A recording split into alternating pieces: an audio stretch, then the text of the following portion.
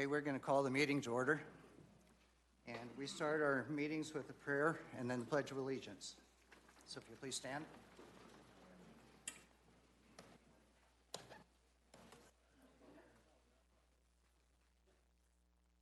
God of justice and mercy, we know that you're with us at all times and in all places, if only we turn to you in faith.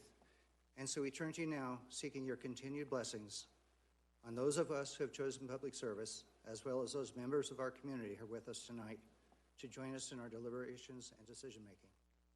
We ask that you would give all of us patience and a commitment to respect and to listen to each other.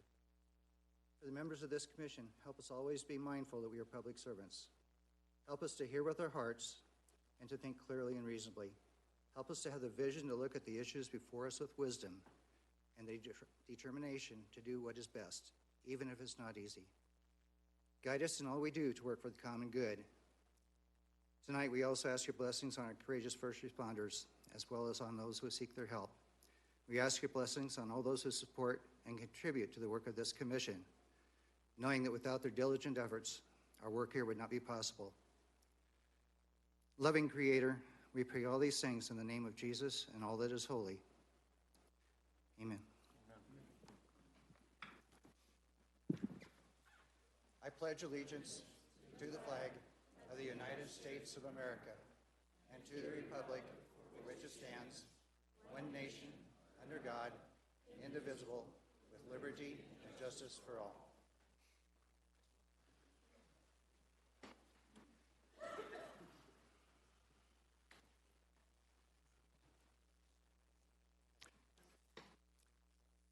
May we have the roll call, please?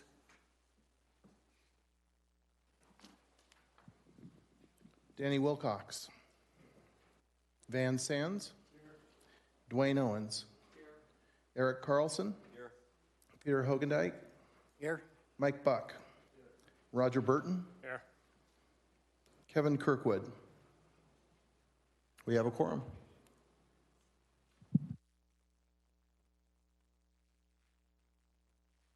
Okay, if everybody would turn off their cell phones or mute them, so we don't have any disturbances during the meeting. I would appreciate that. Do we have a staff report on the Board of County Commissioners' actions pertaining to matters? Yes, last month on November 16th, the BOCC reviewed and approved Hope Reigns, which was an application that came before you actually last month as well. There is a plat for you to sign afterwards as well that pertains to that project. They didn't change any of the conditions of approval.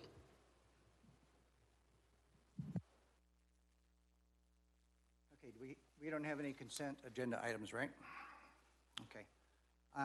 At this point in time, if any citizens would like to make any comments that not pertaining to the matters before this commission tonight, this is a time, if you would like to come up and speak about something that we're not hearing tonight, that you can. So, if you would, your name and address, please. Greg Lopez, 36792 View Ridge Drive in Ponderosa Park. I'm kind of in a quandary, so I'm looking for perhaps some guidance from this board. My comments do not directly apply to what is going to be discussed this evening, but it does have a huge impact as it pertains to the process of public hearings. So it's not specific to the hearing, but more of a process. So I don't know if that will allow me to speak now, but if you open the public hearing, the comments that I have to make are going to be ineffective or null and void.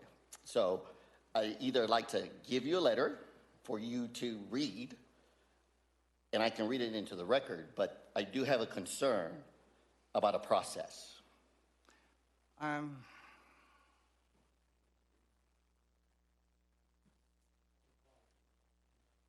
I think it applies to what we're doing tonight. So even though it's a process we're going through tonight for this hearing. So you might want to make, if you've got something you want to pass out, you can do that. Okay. But you might hold those comments for Okay, so if I may pass this out, because it deals specifically with properly noticing the public hearing. So if you open the public hearing, Okay, it's something that'll probably come up during the meeting. okay. So who do I?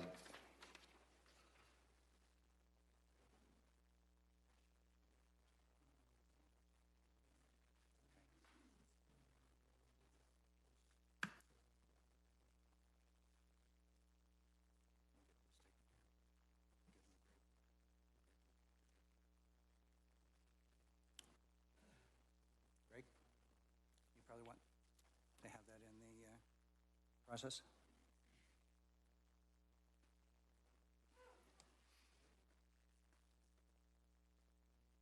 Okay, next is our approval of meeting minutes from November 15th. Did everybody that was at that meeting have a chance to review them? Okay, I would entertain a motion to approve if there are no modifications. Do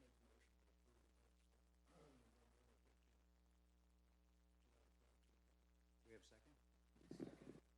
All in favor? Approved.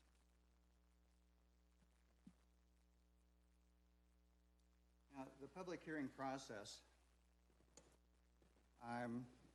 This matter requires this body to conduct a quasi-judicial hearing, which means the body must first find facts and base its decision upon the application of the adopted regulation standards and criteria and the competent, substantial, and material evidence received during this hearing.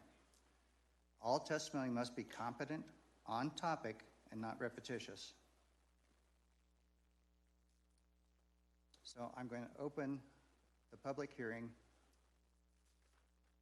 for the Bandera East PUD and Bandera West PUD amendment to the Independence PUD. And if we can have the staff presentation.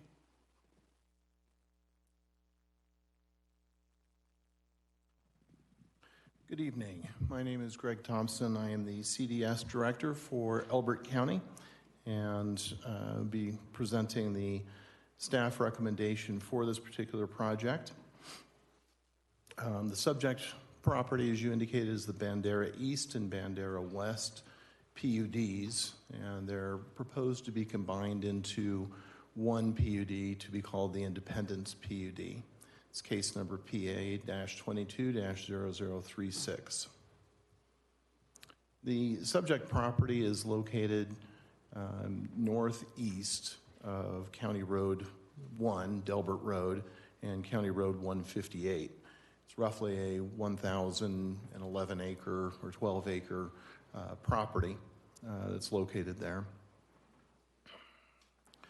Give you a sense of the development in the surrounding area and the development that's occurring on the property.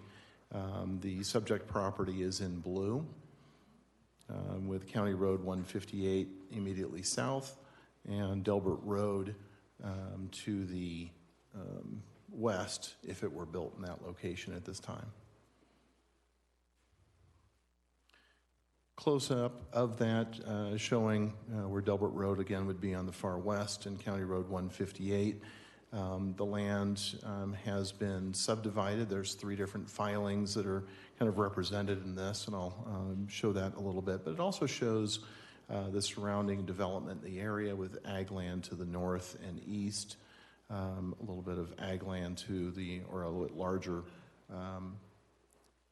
lot residential that is to the south, as well as the west in Douglas County.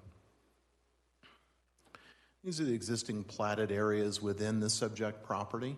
There have been 3 different filings, and I'm going to point to them on here with a laser pointer. So here's filing 1 in the south east portion of the property.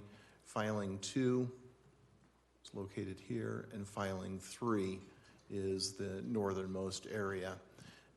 The applicants have also been installing and working on Hancock Parkway, which runs kind of through the length of the property. It's also known as County Road 5.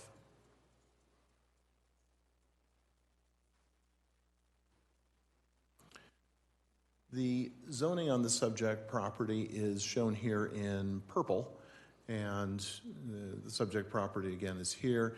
It also has this little finger of land to the east. Property immediately south is not part of their development, but the property is currently zoned PUD.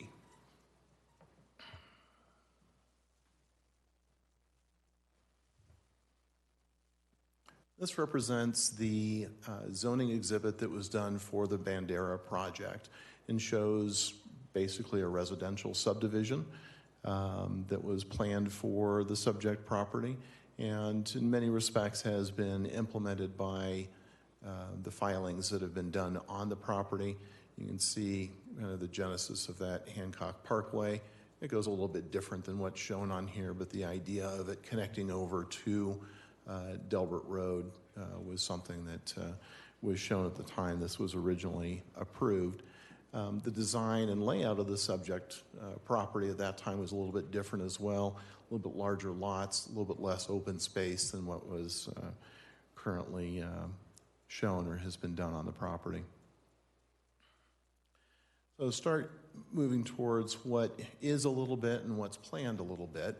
This site plan shows that Spine Road or Hancock Parkway coming through the property, that first filing, second filing, and third filing as well, and then some other areas in yellow that are anticipated for residential development. There are red area down in the far southwest corner that would be commercial. That's about 16 acres that are proposed, and then a school site that is 25 acres. Part of this application is designed to increase the amount of open space. So it was originally approved for roughly 43% of the property, and they are proposing to increase that to 50% as part of this application. This is a little bit harder to see, but again shows the layout of the existing lots on the property as well as the road that goes through and their planned residential areas. I think that color one shows it maybe just a little bit better with the yellow, the green representing open space. Process, the Planning Commission hearing is tonight on December 6th. The Board of County Commissioners has been advertised and is scheduled currently for January 25th of next year, 2023. So what this proposal is, it's basically a change. It's taking two existing PUDs, Bandera East and Bandera West, and combining them into one that would be called Independence. They're interested in increasing the amount of open space as part of that application and increase the number of residential units from the 920 that are currently approved on the property to 1,400. They would also provide that 16 acres of commercial. The applicant is Jim Yates for CB Independence Holding Company, LLC, and he's here in the audience. The location of the property is noted as the northeast corner of County Road 158 and Delbert Road, which is County Road 1. The size of the site is 1,000 and almost 12 acres. That's for the site as a whole. It's important to note that with those homes that are under construction in filing one, and let me go back to that. That filing one is down in the far southeast corner of the property. All of the lots within filing one are not part of this application, so they'll still be bound by the Bandera East PUD that is on that property. So there at times here, I don't mean to provide bad information, but I'm talking in terms of the project as a whole. There are 1,400 units, but those units within filing one would not be included within this PUD itself. But the total for what we're looking at right there would be that 1,400.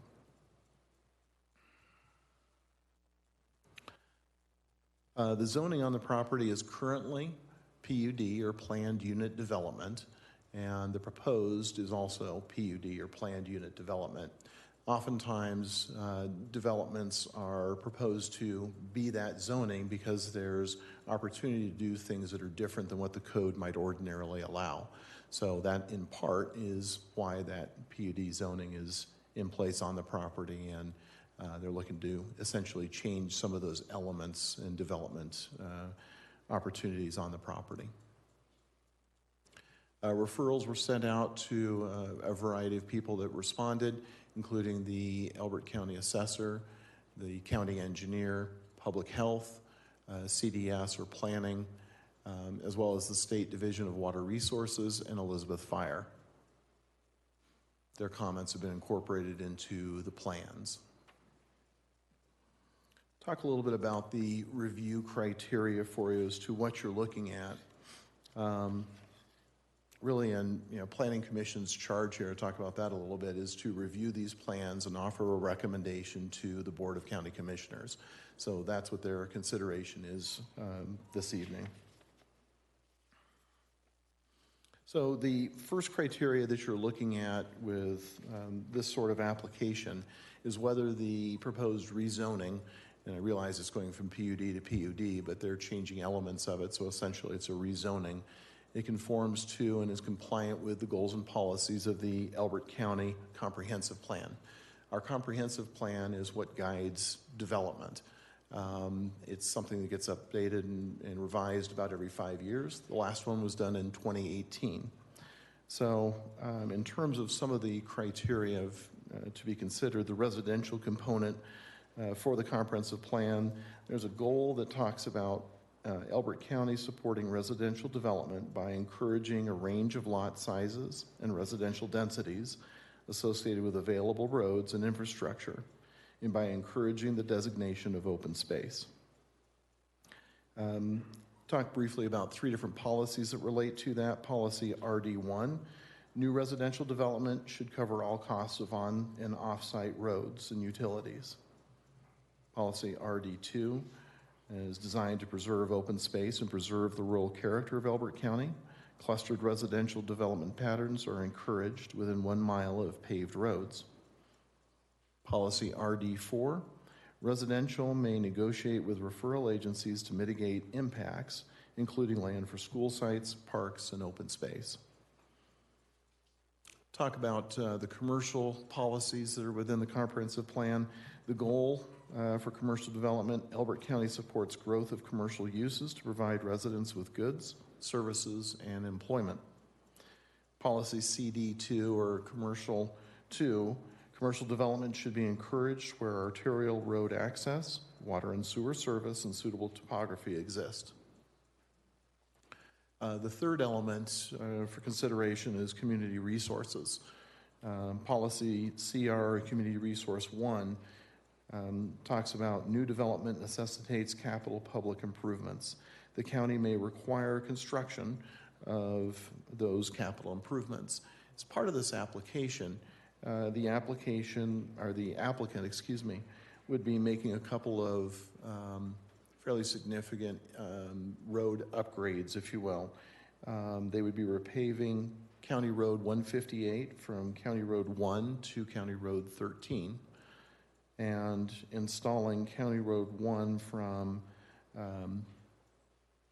County Road 1, which is Delbert Road, from Hancock south to County Road 158. They're already obligated to provide County Road 1 or Delbert Road north of Hancock Parkway up to County Road 166, which is Singing Hills. So they would complete that 2-mile section there. Transportation under community resources, policy TR1. New development is encouraged to locate proximate to improved arterial roads.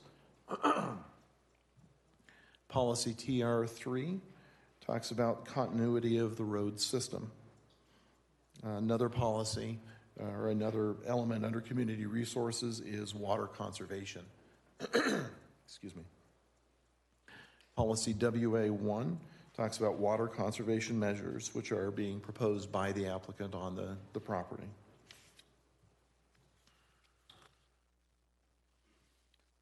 The next criteria for you to consider as part of the application, so that was all under the comprehensive plan, is whether the proposed rezoning is compatible with the surrounding land uses. The surrounding land uses include agricultural property to the north and east, kind of referenced that as we were taking a look at the aerials, and then large lot residential to the south and west in Douglas County. Generally speaking, the question of whether there should be a higher density residential development in this location has been answered. They're already permitted to have 920 units. The subject property is under development with that type of kind of higher density development. Providing that commercial area to provide services to residents in many respects mirrors other planned elements of the site, including a school, trails, and parks. The proposed PUD amendment is compatible with the surrounding land uses. The third one, the criteria to consider is whether the proposed rezoning would adversely impact the provision of public services. The second item on your agenda this evening talks about metropolitan districts, and not to get too deep into them at this point, but the metropolitan districts are a financing mechanism for development of this type. The Metro District would own and maintain the majority of the public services on the property, including local streets, public water and public sewer facilities, as well as parks and drainage facilities. Should these financing elements be approved, public services should be readily available to the site and for the planned uses. Fourth criteria is whether the proposed rezoning would adversely impact the environment.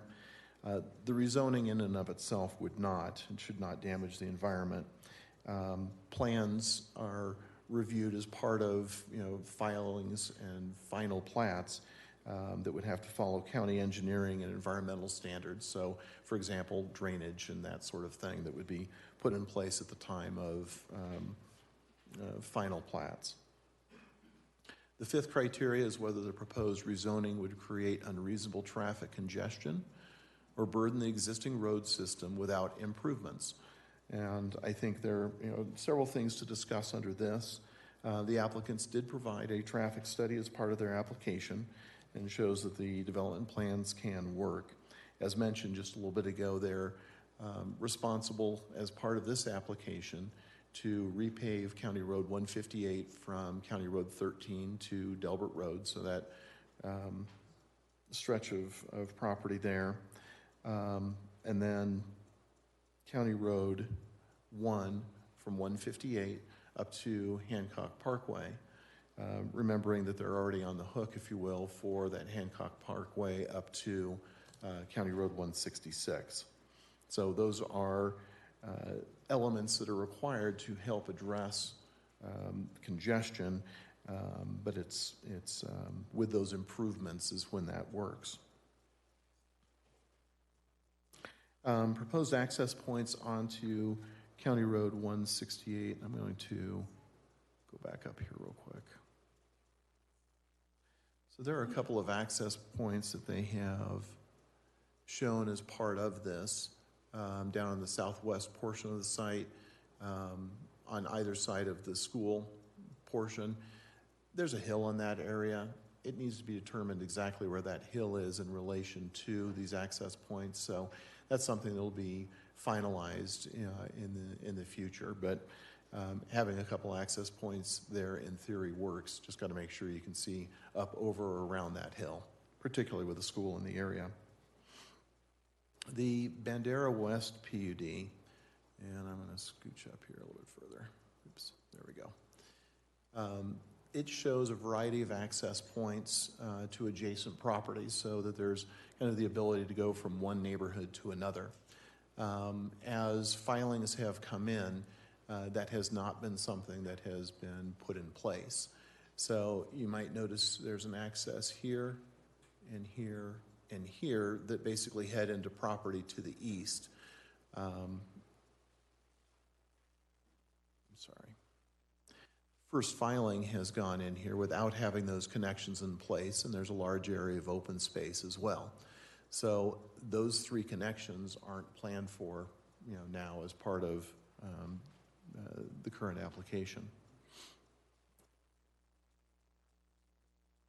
There's also two access points that go north here at this point and there at that point. Third filing has gone in at about this location and doesn't provide that. This one still is one that could be considered. Kind of residential development that's planned in that area, having that access point, wherever that might fit best, is something that should be or could be considered and is a condition for this report.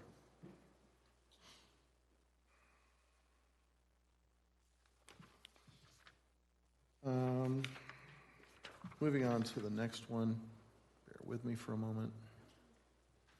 So the sixth criteria is whether the proposed rezoning will not otherwise be detrimental to the health, safety, and welfare of people in Elbert County.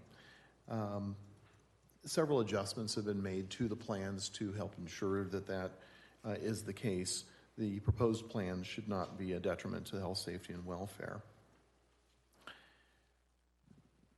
Staff recommends the Planning Commission make the following 6 findings. That the rezoning is consistent with the comprehensive plan. The rezoning is compatible with surrounding land uses. The rezoning would not adversely impact public services, would not adversely impact the environment, not create traffic congestion without improvements. The rezoning would not be detrimental to the health, safety, and welfare as well. In front of you as you sat down this evening, there was revised conditions of approval. I want to talk about those real quick. Back up just a moment. CDS staff recommends conditional approval of this proposal. I want to talk about those conditions. The first one is they remove a public hearing signs from the property. Next one is the PUD not become effective until all the fees are paid, conditions of approval are met, and the rezoning exhibit is recorded. Recordation to occur within 180 days as well. The fourth one is the Metro District changes should be approved by the county or another form of financing be identified. And then this is one that got changed just a little bit, so I'll read through it. Number 5, the applicant shall amend the PUD exhibit to include the planned access to the adjacent property to the north, as well as add the existing east-west right-of-way on the northern property line. If we go back to the site plan here, that's that connection that was shown as part of Bandera. I don't know the best spot to put that in, but that's something that still makes sense to have, is that connection between neighborhoods. So staff recommends including that. And then there's also a right-of-way that comes along that northern property line. If I remember correctly, it's 30 feet south of that property line. So that might be another way to connect with that adjacent property to potentially provide access out to Delbert Road. There are intervening properties, but if there's still some connectivity there, it makes some sense. And then 2 other conditions have been added, and again, it's in front of the Planning Commission there. I'll read through these real quick. The applicant will be required to repave County Road 158 between County Road 1, which is Delbert Road, and County Road 13. Talked about that a little bit during the presentation here. And then the 7th one, in addition to existing obligations regarding County Road 1, the applicant will be required to construct County Road 1, Delbert Road, between County Road 5, where Hancock Parkway comes in, and County Road 158. Just to clarify where that is, this is that County Road 5 / Hancock Parkway that comes over, and it's this segment right here. So from 158 up to Hancock Parkway.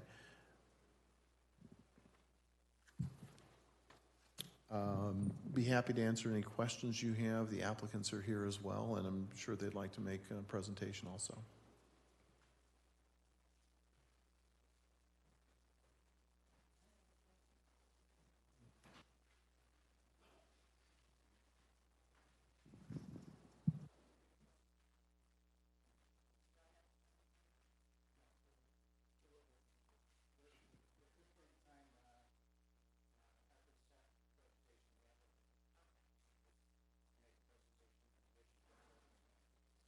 quick question for Greg. You guys turn your mics on when you're using them. It's on.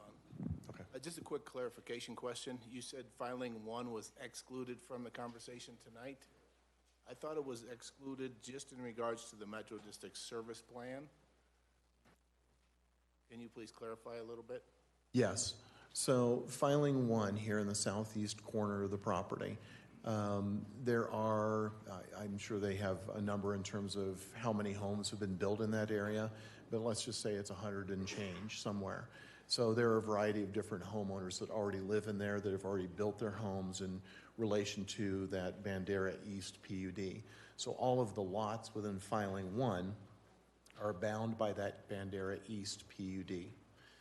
They are not part of the consideration to be included in the Independence PUD that we're talking about as part of this application. Are they included in the 1,400 home Yes. number, or is that in addition to? They're included in the 1,400.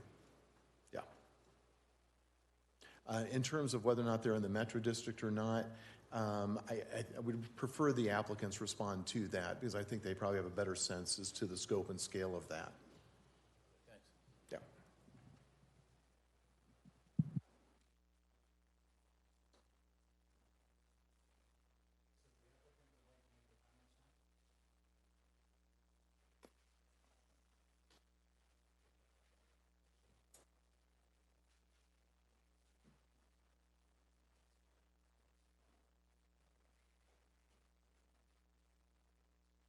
There are a couple of chairs open over here if you'd like to come over in the first or second row. Over here.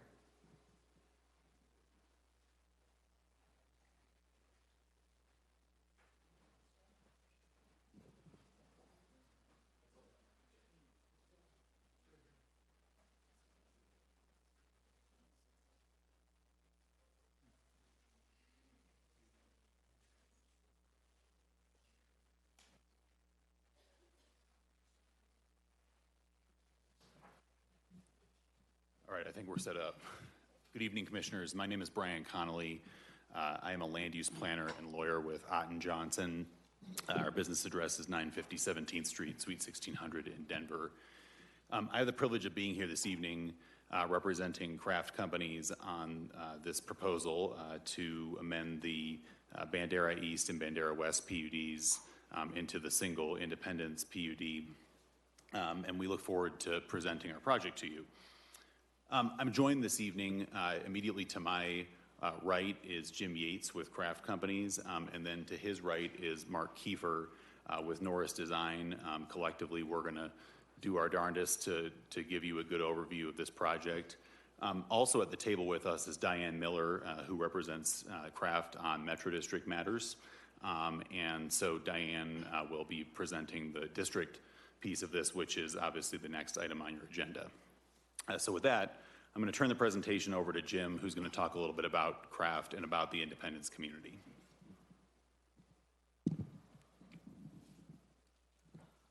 Good evening, Commissioners. So before we get into the details of the application, just wanted to touch, excuse me, on the highlights of how we design our communities. So you see the term LID up there, that's a low impact development, and we use that framework to kind of start how we design our communities. That addresses things like dark skies, drainage, topography, things like that. Then we kind of roll into water conservation. At Independence, we have reuse water. We treat that to the state's highest level. We have an irrigation system that brings that back around. So basically, our indoor use is our use from a consumption perspective. It goes through the indoor of the house, and then it goes into our treatment. Treated, comes back out, and redistributed for outdoor use. We kind of take those elements and go into the smart growth village concept, which clusters homes within a village. We bring larger contiguous pieces of open space tracks around that. It gives people access to trails, open space, parks and amenities and things like that.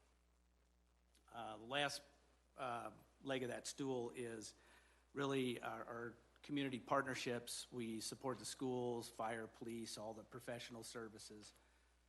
in addition to that, we have a number of resident events.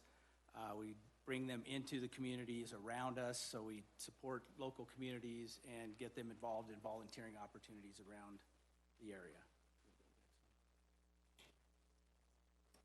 So as you can see, Independence has grown a lot. We have about 240 homes occupied, probably close to 300 under construction, not 300 additional, but another 50 or 60 that are under construction from foundation all the way up. We have a number of pocket parks. I'm going to go to the next. And again, as you can kind of see, the bottom left-hand side, that kind of depicts how the homes are clustered within that. All of our designs for future filings are actually less dense than this filing one. So filing one had 50 by 100 foot, 60 by 100 foot, 70 by 100 foot lots on average. The future filings are 60, 70, and 80 by 130, so they're a little bit wider, a little bit deeper. And that, again, allows, as you can see, the open space wrapping around, allows more people to kind of have immediate access to that. There's pocket parks in the middle, and so everybody has a fairly short distance to either a park, a trail, or some open space. With that, I'll turn that over to Mark. Good evening, Mr. Chair and members of the Planning Commission. My name is Mark Kiefer. I'm with the firm Norris Design. We're a land planning firm based here and in Denver. Our business address is 1101 Bannock Street, Denver, 80204. Thank you again for this hearing and giving us the opportunity to present this plan to you. Much of my comments are going to be essentially reiterating some of your Mr. Thompson's initial staff report, but I just want to reinforce a couple items that he had already presented for the record, as well as recapping some of the comments that Jim has just made as well. Our request this evening is really threefold. First, it's to reconfigure or realign the two PUDs that exist today, the Bandera East and Bandera West documents, which are currently adopted. They were adopted several years ago, that allowed for 920 dwelling units. And as you had seen, I think in one of the previous exhibits that Mr. Thompson had used, the basic lotting plan or the overall plan in that PUD shows a much more spread out type of concept, and what we're endeavoring right now is a much more compact, clustered type of development in order to meet some of the criteria that are outlined in your comprehensive master plan. So I think that that's one of the initial things that we're really trying to emphasize here. But, and then also I just wanted to touch on Commissioner Buck's question about filing one. You know, one of the points that this particular application does not, what we are not including in this particular PUD amendment are the actual residential lots within filing one. A lot of the remaining portion of filing one, which includes tracks, roads, trails, things like that, those are actually incorporated in the PUD document itself.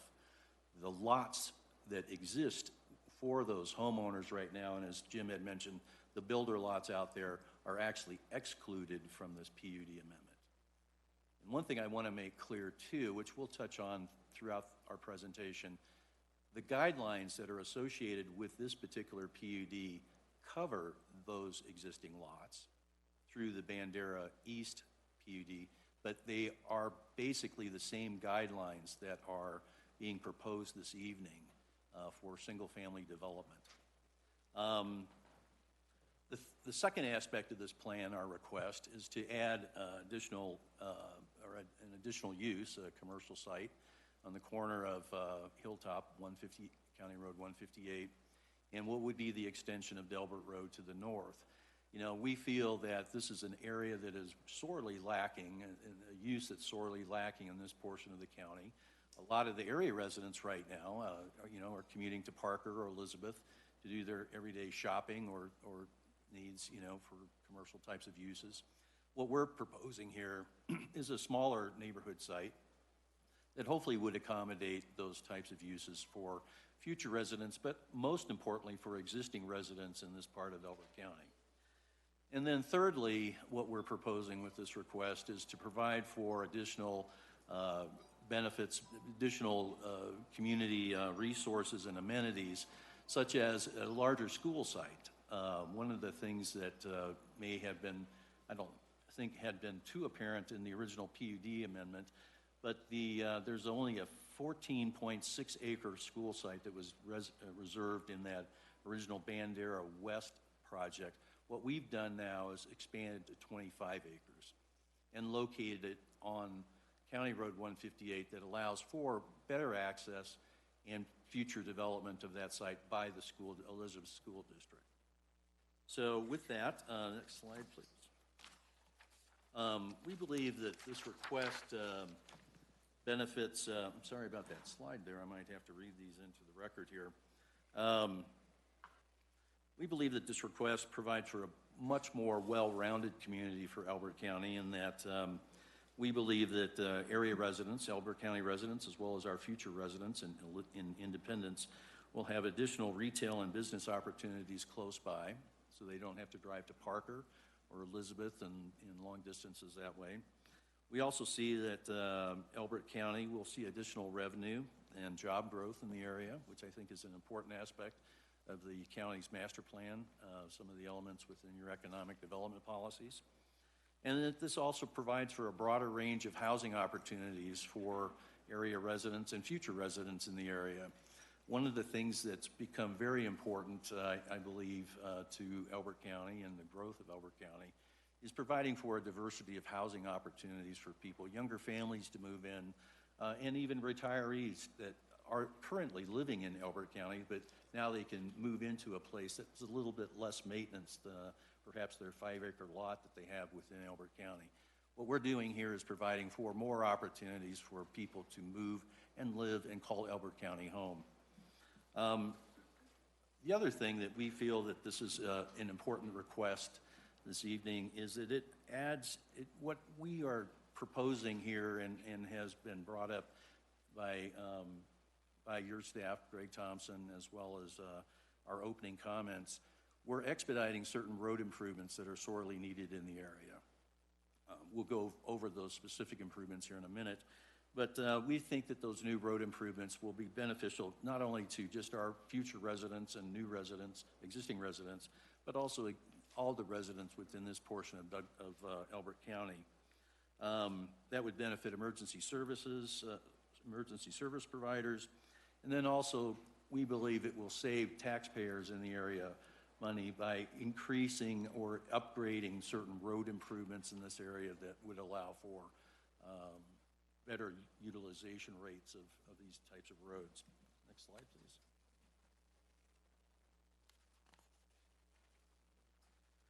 Some of the key points, as we mentioned, and I just want to touch on again, is that this request does not change any existing obligations that are currently in place right now for the Independence project.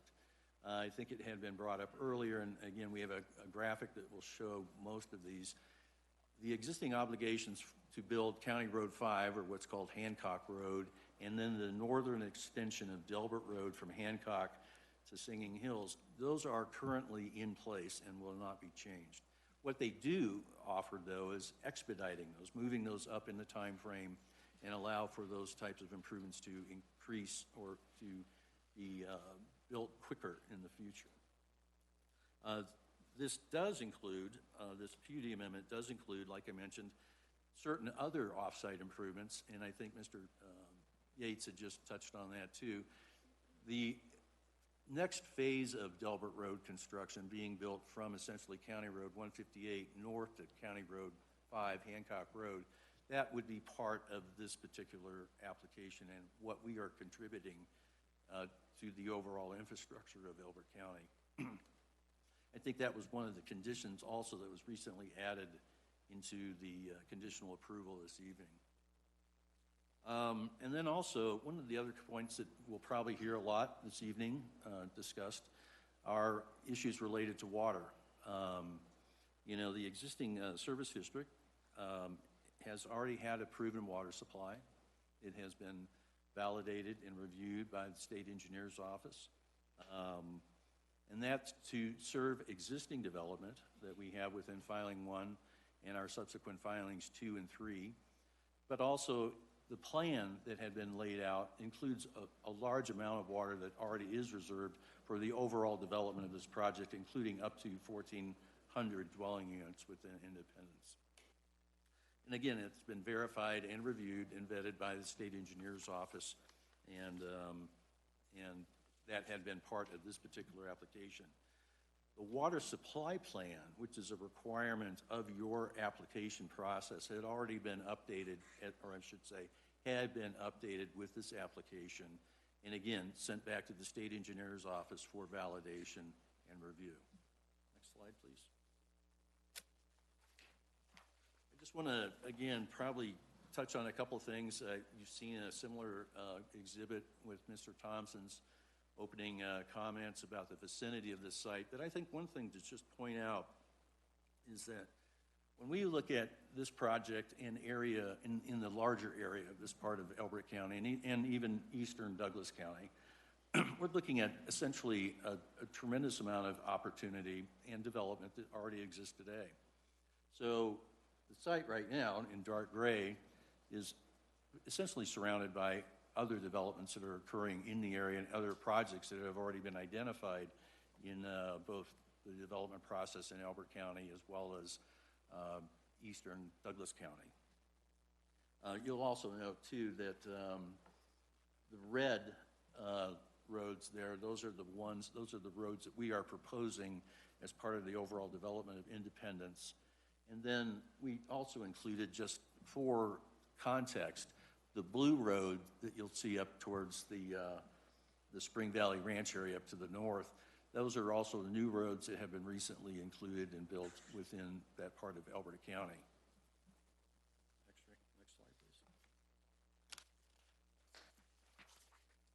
please. So just as for the comparison of the old versus the new, as I mentioned before, you know, you can see in the lower right, that was the existing Bandera East and West PUDs.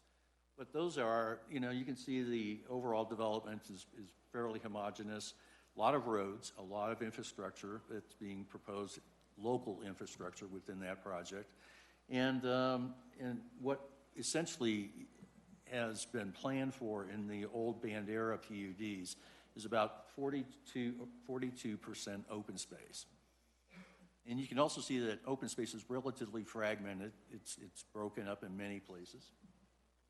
What we're proposing in the upper right with the Independence project is a 50% open space commitment, which is larger tracts of land that are reserved for open space development and trails.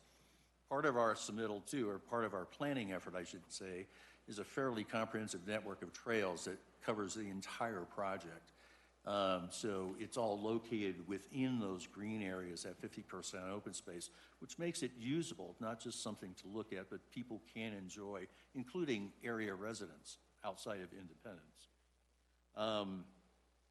One of the points that I wanted to make here too is that the difference between these two plans are those, again, going back to the comprehensive master plan, the Elbert County plan, which really emphasizes this notion of clustering, creating these identifiable neighborhoods that are really beneficial not only to the area residents, but also to the county to a certain extent, where they identify these villages, if you will, that are surrounded by open space. It creates a very strong, and what we have seen in filing 1, and the feedback we have gotten from residents in filing 1, they love it. It's something that they can identify with, that they understand where their neighborhood is, where their children can play and go out and recreate in the area. So this clustered home development that we've seen in filing 1 has proven to be extremely successful, and that's the model that we're trying to replicate throughout the rest of the project. one of the questions that's inevitably going to come up because of that is, how can we have more open space and ask for more dwelling units at the same time? It probably is something worth discussing right now, in that these clustered type of developments really do maximize this compactness within these neighborhoods, but it allows for more open space surrounding them as well. So again, I'm sure that those comments and questions will come up in the future in this discussion, and we'd be glad to touch on that again. One other point, too, that this clustered development really does emphasize is that it works with the topography much better. You can see in the lower right that it essentially would anticipate, or at least presuppose, a flat topography, a flat site. And most of the area, I'm sure people in this audience right now who know this site know that this isn't a flat site. It has a lot of rolling topography. And what we've done here is identify those areas that are developable within the project and discount some of the original planning concepts, which would entail much more grading, much more development-intensive types of uses. The term that Jim Yates had used earlier about limited impact development really is what this is all about, using the existing topography and the resources on the site and not fight the grades and things like that. Next slide, please. So this is just an overall illustrative of the plan. You can see filing 1, that's the project that is currently, we have residents in there right now, and it's currently under construction. We've just started starting construction in filings 2 and 3. The little site that you see here, I'm sorry I don't have a laser pointer, but the little site when you drive in from County Road 158 is a little recreational center. It's the Homestead Park site. It's an existing historic structure, and part of that development is a pool amenity and recreational amenities for our residents, but again, extending it for probably to some other folks in the area. Certainly there's a dog park associated with that, but it also is a trailhead for many of the trails that carve through the site. You can also see the larger red area. That's the combination of the commercial site as well as the school site. So we're looking at that as a commercial community center, if you will. Next slide, please. So in this slide, I just wanted to point out the specific comparisons. We touched on many of these already between the old and the new, the old PUDs and the new PUD amendment. In terms of the commitments themselves, what we're proposing is repaving the Hilltop Road, County Road 158 from Delbert to County Road 13, the full length of the site, the whole frontage along Independence. And then the original PUD was essentially just developing it for a certain length of it, but what we're doing now is extending that all the way to County Road 13. And then the new PUD adds Delbert Road from Hilltop Road, County Road 158, to the full length of the project now to the east, to the west rather, all the way up towards Singing Hills Road, an important link that has been identified both in your comprehensive master plan and your transportation plan as being important for the future residents of this area and the traveling public in general.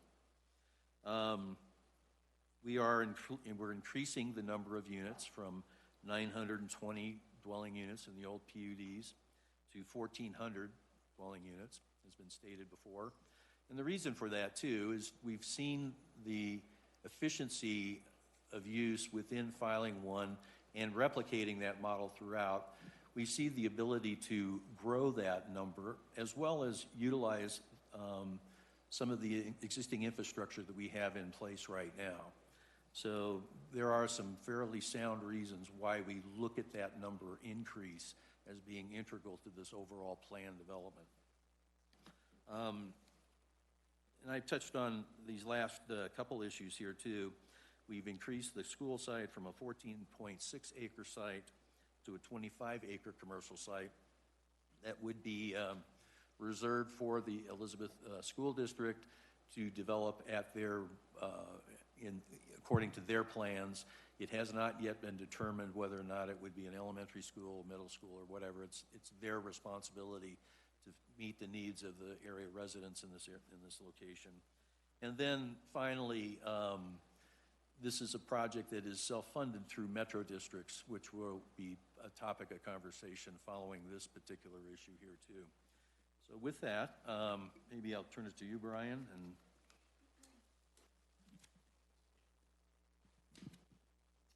Thanks, Mark. So just a few remaining slides in summary. The one that's on your screen shows the road improvements that are proposed and just puts a finer point on it. So the red lines, dashed lines, are improvements that are required as a condition of the current approvals out there. So currently, the development team is constructing County Road 5 through the site and then constructing County Road 1 up to County Road 166. Those are really important improvements. First and foremost, those are going to provide much quicker emergency access as is needed in this area. And then also importantly, by constructing those roads, that means that a lot of the traffic from Independence is projected to go north as opposed to use County Road 158. So the goal of those would be to take impact away from County Road 158 by constructing those improvements northward. So then as part of this proposal that's before you this evening, what would ultimately come from it if it is approved by the Board of County Commissioners is expedited construction along County Road 158, that's repaving along the southern boundary of the property, as well as repaving County Road 158 all the way east to County Road 13. In addition to that, as Greg mentioned, there's the extension of County Road 1 down to County Road 158, so providing County Road 1 all the way across the western boundary of the property. The conditions that Greg had put on your, added to your packet don't have timing on them. These are the timing for those improvements that we've proposed as part of this, and we'll continue to work with staff to make sure that that's integrated into the conditions before the Board of County Commissioners. So in summary, what we think this application provides, first and foremost, earlier and additional roadway and transportation improvements, additional amenities and neighborhood retail. Again, we understand there's a need for commercial services in the area, and this application provides that. It also provides for additional amenities for the community in the form of additional open space and parks and trail improvements. As Mark said, the application increases the amount of open space, and it continues the legacy of responsible water conservation that's occurring at Independence. As you know, the most important piece of all of this is the approval criteria. I think Greg did a really good job of summarizing the approval criteria. I'll just put a few more fine points on it. Again, as Greg noted, under your comprehensive plan directs the county to provide a range of housing types and to provide housing where the infrastructure is provided by the developer. That is happening here, and that's happening as part of this application. Your comprehensive plan also directs the county to expand opportunities for commercial services. This application does provide that commercial corner at County Road 1 and County Road 158. We look forward to being able to bring some small businesses to the community and provide those services both for the Independence community as well as the surrounding neighborhoods. Your comprehensive plan also talks about community resources. Here we're providing additional land for schools. We already provide a fee for school construction as well. Provides additional roads. And again, this is all being provided through a metro district and therefore does not impose any cost on the county or on surrounding residents. In addition, on community resources, the additional open space will be an incredible amenity for the community and for others as well. As Greg mentioned on natural resources, this again is increasing open space. It's continuing the legacy of water conservation. It provides for economic development, and it provides for recreational opportunities both for Independence residents and residents of the surrounding community. So we believe the first of the criteria is met. Again, as Greg mentioned on compatibility, it's already a residential use in the area. This is continuing that residential use. And as you might have noted in the plan that Mark was speaking to, the plan provides for significant additional buffering over the existing plan under the Bandera East and West PUDs. So that plan did not provide a lot of buffering to adjacent properties. This provides much more significant buffering. Again, with respect to public services, we'll be dedicating additional school land, providing school development fees and impact fees. With respect to environment, there are no significant known environmental features on the site, but those will continue to be evaluated as the development builds out. With respect to traffic, we're providing significant road improvements, and we do believe that this is consistent with the public health, safety, and welfare, and that it's providing additional housing opportunities, needed housing opportunities in Elbert County, as well as needed commercial services. And so with that, we would certainly be happy to answer any of your questions. We know that there are a few members of the public who would also like to speak, and so we're happy to yield our time to them as well.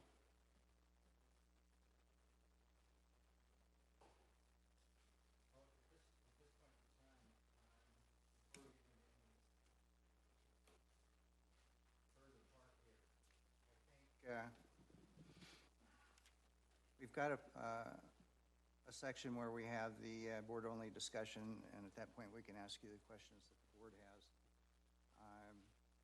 The next thing to do at this point is to open public testimony, but before we do, Greg, would you like to address the noticing situation with the applications tonight? You talking about the information provided by Mr. Lopez? Well, there was a certain question about what notices were required to be sent out, and if you can address that. Just generically, the notice requirements for the application have been met. There were signs put on the property. There were notice put in the newspaper, and letters went out to surrounding property owners. Within what distance? I'm that code requirement of a quarter mile. Great, thank you. And that's with this particular application for the PUD? Correct. When we get to the other part of it, we can discuss that as well. So at this point, I'm going to open public discussion, and you'll be allowed 3 minutes to speak, and at 3 minutes, we'll cut you off so that we can get everybody a chance to talk. And the first one on the list is Susan. I'm sorry, I can't catch your last name. Sefik? Or Schlick? Okay. The first two have been crossed off, so if you would like to come up.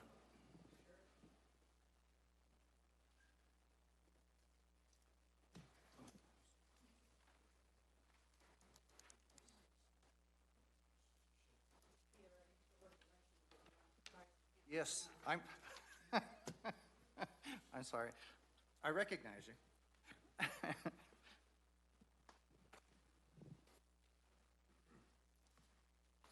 These are comments that I wrote on August 22nd, but they did not end up in the packet tonight. I don't know why they weren't there, so I'm just going to read like this was August 22nd, if you don't mind. Thank you for postponing last week's hearing to this week. It was the right thing to do, considering the proposed resolution in the independence documents indicated the county commissioners received the document sometime in May of this year. The public needs additional time to digest 600-plus pages. I maintain that tonight's hearing should be continued if all Planning Commission members who intend to vote on this application tonight have not read all of the proposed service plans, the new and modified versions, including the Independent Subdivision Improvement Agreement, or the SIA. The SIA is a statutorily required companion document that requires review and updating. The SIA is in the original hearing in 2017, that SIA was not provided to the public, and a public comment was not taken on it. The service plans that are before the Planning Commission cannot and should not be reviewed separately from the SIA. They must be paired. The public learned via the county financial audit that the SIA contained the abatement of 97% of the county's impact fees. Of the $5 million owed, according to county records, the developer will provide approximately $150,000 in impact fees. This developer is not paying his way as our elected officials claimed he would. My question is it still the county's intent to abate 97% of the impact fees associated with the construction of the 480 additional homes? Another question, is the county impact fee for commercial construction different than that for residential construction? If so, how and what is the abatement rate, if any? Because they're asking for a commercial addition to this. The CDS director and staff must review the status of all requirements outlined in the current SIA and report their findings to the PC and to the public. Until that is accomplished, this hearing must be continued. My own recent review of the SIA is incomplete. For example, I and others have searched the open records database in the county to find the required recorded contract established in item 33 of the SIA and cannot find any record of such contract. Item 33 covers oil and gas wells that might potentially be desired on the Independence property. If this requirement was never fulfilled, there must be documentation of same and elimination of the requirement via an updated SIA. Will these amended and new service plans require Elbert County Court approval? If so, when is the anticipated court date? And if no court hearing is expected, please cite applicable state statutes. Why is the developer insistent that none of their changes be classified as, quote, major modifications? Is this legal? Please cite statute. If not, get input from DOLA. Mr. Joe McConnell is in charge of special districts. Any water use requirements also need review by the CDS staff and PC. In late 2019, the Independence developer applied to the Greeley Water Court for expanded uses of 75 acre-feet annual Susan? of its legal Upper Susan, Dawson. your time is up. How much more do you have there? Not much. I can finish in a minute. Try to make it less than that, please. Pardon me? Try and make it less than that, please. I'm sorry. I couldn't- Try to make it as quick as you can. Okay. Over 400 citizens have filed an opposition to their request for expanded use in the Upper Dawson. 97% of us in this county are in the Upper Dawson. We don't need them expanding their uses to commercial and everything else. Also, the Planning Commission here, I frequently read from the State Water Court this statement: the county should be aware of the economic life of a water supply based on wells in any given, this is Denver Basin, but it applies to all, maybe less than 100 years or 300 years. They recognize that our county has this 300 rule, but they won't verify anything to that level, only to 100 years. So why are we continuing to ignore their statement where they say, we recommend that the county determine whether it is appropriate to require development of renewable water resources for this subdivision to provide for a long-term water supply.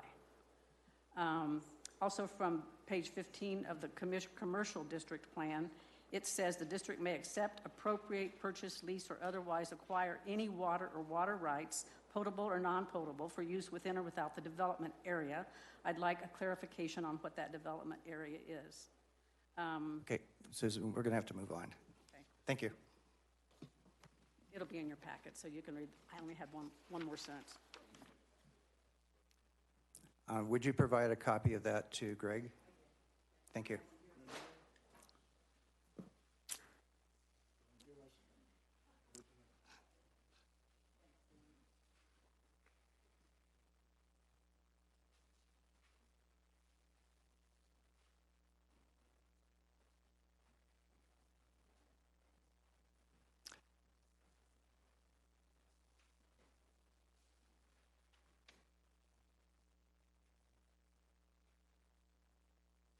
Okay, the next one is Greg Lopez.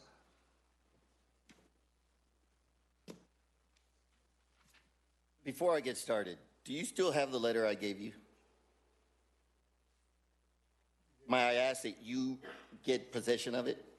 Because this letter truly articulates that we are on the borderline of putting the county in jeopardy as it pertains to this process. Now, I tried to do it earlier. You said wait until this position, but I definitely want you to know that the record, the official record, does not show any evidence that this hearing and the next hearing was posted correctly. So if you determine that they did not follow the process, you basically have opened a public hearing without authority. That's what I was trying to caution you on. So I'm asking, have the letter be given to you so that you can read it, because Greg's not making the decision. You will be making the decision based on that information.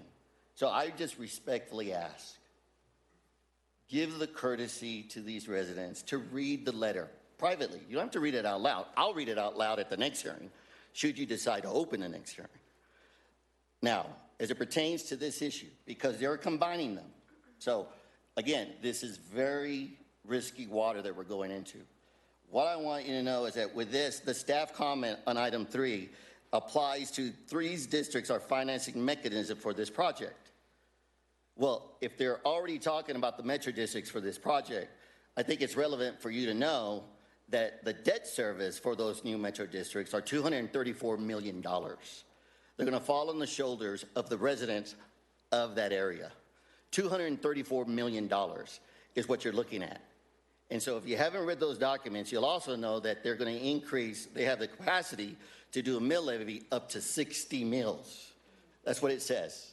Now, when you talk about a PUD, you listen to the developer's representation, it sounds like it's utopia. This is great. Everybody wants to come to Elbert County to live in this area. What they're not telling you is that they're actually increasing the approved zoning by 50%. 50% on the residential. They got approval 5 years ago. So you have to ask yourself, why are they coming in now? I reached 3 conclusions.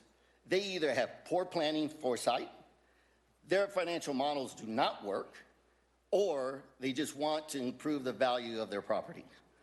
Because there's nothing in here that shows the need for this.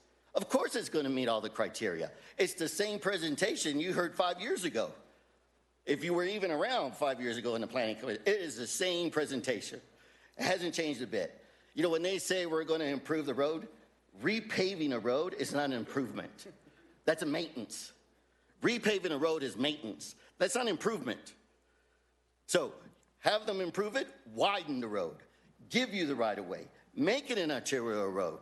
You know, it says that it must be an arterial access. Well, an arterial road has to carry 2,000 to 5,000 traffic vehicles a day. This new 480 houses is increasing the population of that community by 1,290 people. The only reason they're increasing the school site is because it's mandated because of the increase of population. They want you to believe that, out of the goodness of our heart, we're going to increase the school site. Really look at what they're telling you, folks. Mr. I'm not Chair, against this development necessarily. 3 minutes are up. But we talk about smart growth. I still respectfully ask that you look at this letter because you are truly putting the county in jeopardy. Thank you, Greg.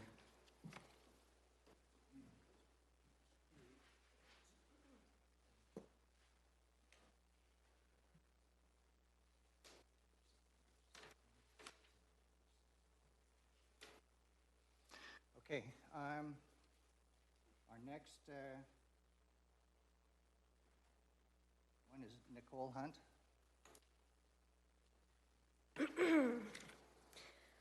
Good evening. My name is Nicole Hunt. My background is in law and policy, and I previously served as a planning commissioner in Douglas County. I'm here tonight to bring to your attention violations of notice requirements by independents. As you know, Elbert County regs lay out the rules for how development happens in this county. Your job as planning commissioners is to apply the facts to the law, and the law in this case are the zoning regulations. The regs must be applied uniformly to all applicants. Neither those of you who sit on this board or the county staff can change what the regs say. The only individuals who have the authority to amend the regs are the county commissioners themselves. I have evidence that the notice requirements laid out in the county regs have not been followed by Independence, and request that the Planning Commission continues items 11A and B to a future date once the notice requirements have been properly followed. The violations are two-part. The first violation has to do with the height of the signs. Elbert County notice requirements state that all signs must be no lower than 3 feet above the ground. Article 2E4G1 says each sign shall be no less than 3 feet tall, 4 feet wide, erected on posts no lower than 3 feet above the natural grade.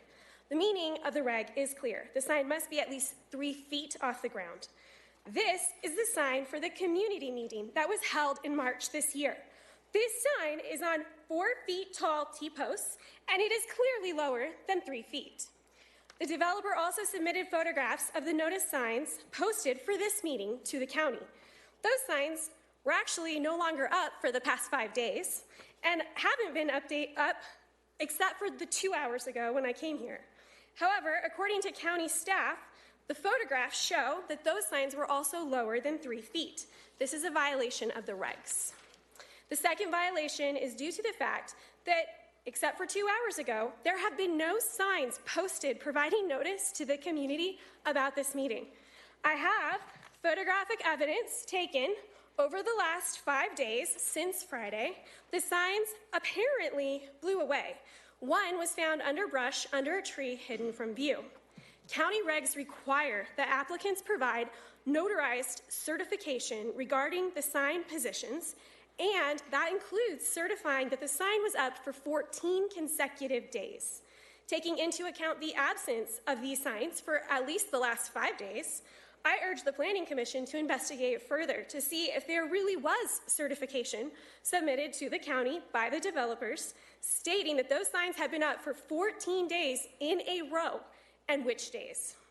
Based on the evidence presented, Independence should be required to renotice its community meeting, the Planning Commission meeting, and the Board of County Commissioner meeting, and the county meeting should be reheld. Independence has not carried out its obligations under the law. Therefore, this Planning Commission cannot move forward with consideration of this project unless and until the developer has satisfied the notice requirements established by the county. Thank you.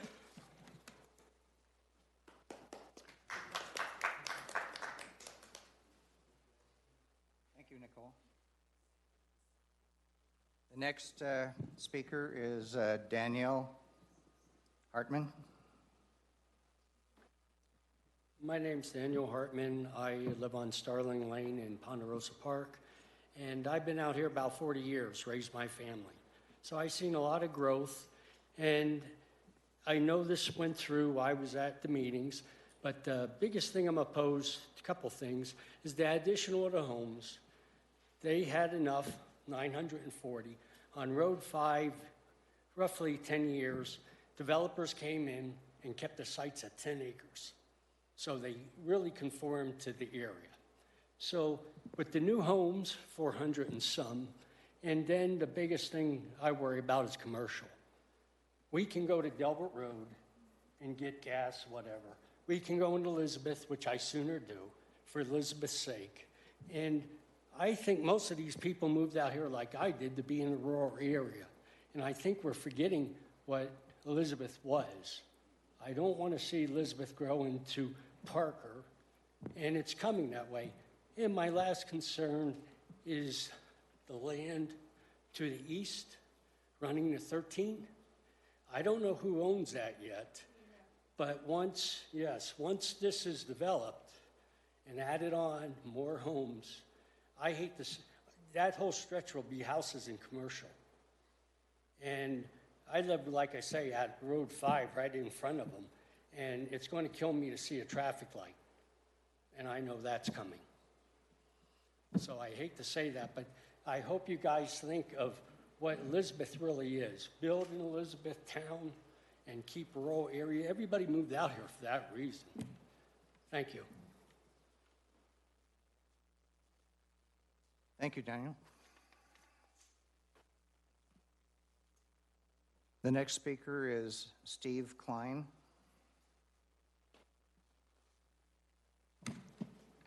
Howdy.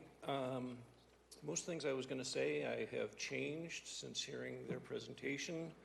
I want to start off with, in filing 2, Mr. Kiefer said that they were working with the existing topography. However, if you go out there and look around, there is not a speck of topsoil that's within 100 feet of where it originally was. They have stripped that land. It's not correct. And I don't know where to start with all the stuff that is not correct that you guys have said. Okay, the development is not consistent with the review criteria. I think 3, 4, and 5 criteria are violated. One is it's supposed to be compatible with existing surrounding activities. Having hunted in Unit 104 for almost 50 years, I'll tell you that hunting north of that development is not going to be possible anymore. I've been pushed out of more sections because of housing development.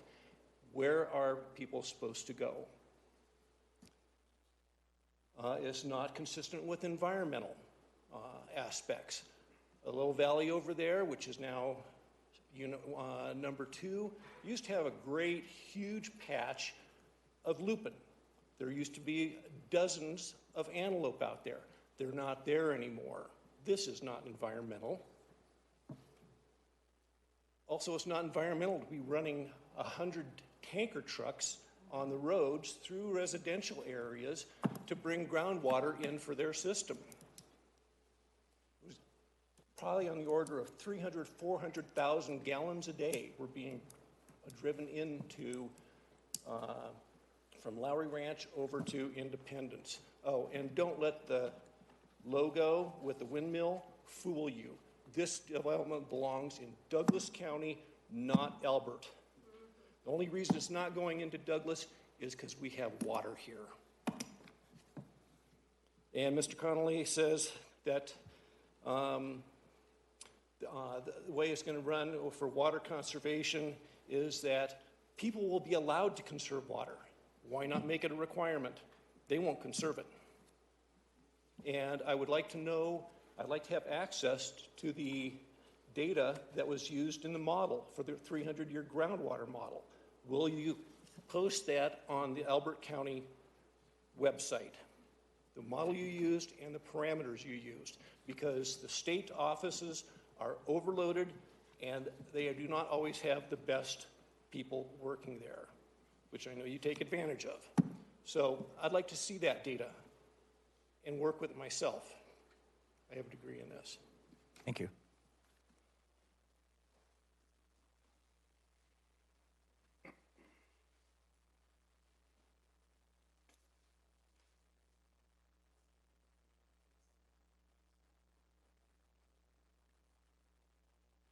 Okay, the next speaker is Dennis Duffy. Yes. I'm going to defer my time to let this gentleman speak for me for my 3 minutes. I think it's only prudent that this board not close the public hearing tonight and continue it to a date certain. There's a lot of information that's missing from the record. The packets don't show any evidence that the posting has been done correctly.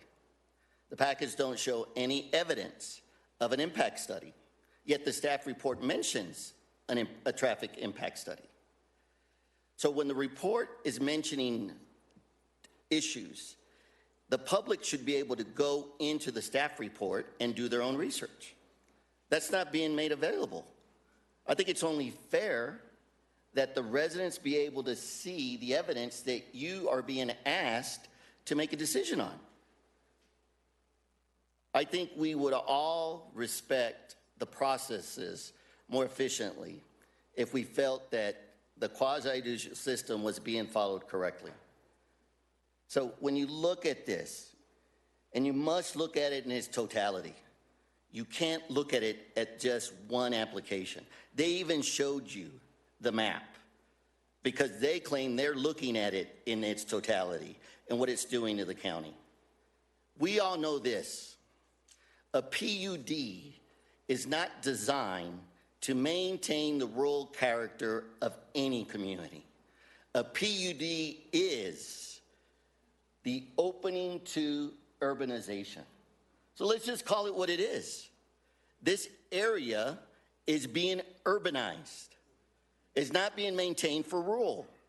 When you have commercial zoning, the developers don't tell you this. The only reason commercial will come is if they have the rooftops. If they don't have the houses in the area, commercial will not come. And so when they're telling you we're providing more services, look at how they're paying for these services. They've already said it's going to be the metro districts. You may have never experienced what a community has to go through when a metro district goes bankrupt. I can tell you as a former mayor of Parker, and Mark Kiefer will tell you, when a metro district goes bankrupt because they cannot maintain the development that they claim they were going to do, that burden of the debt falls on the shoulders of the residents that are living there. Every bond document says the debt will be paid back by taxes, by fees, and they even told you filing one will not be part of that. So they're already telling you that there's an area that will not have to deal with that debt. Folks, I urge you, and I'm going to continue to urge you this, read that letter I'm giving you, because I'm going to read it into the record. But I urge you to be prudent, be wise, and make good informed decisions like the prayer that was said when we opened.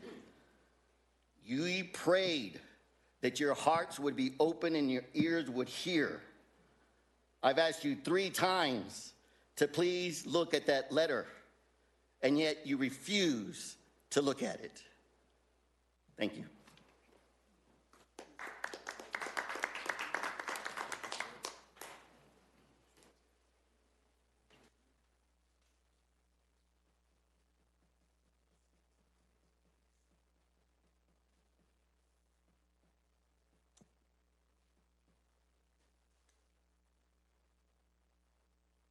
The next speaker is Cindy Mills.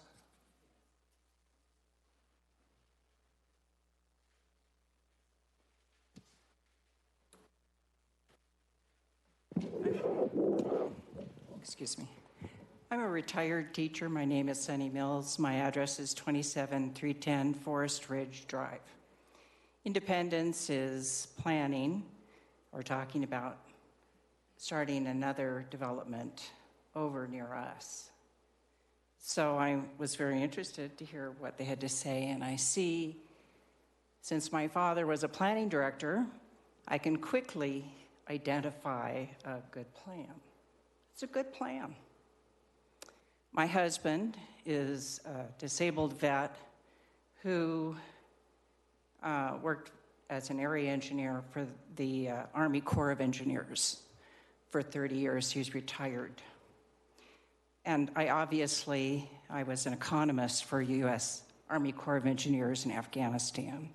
So I understand finances. But what I understand more than anything is that I grew up in the 50s in a beautiful agricultural valley. It was rich. The soil was rich. You could smell it. It was so great. People had 10 acres, 20 acres, 50 acres, 100 acres.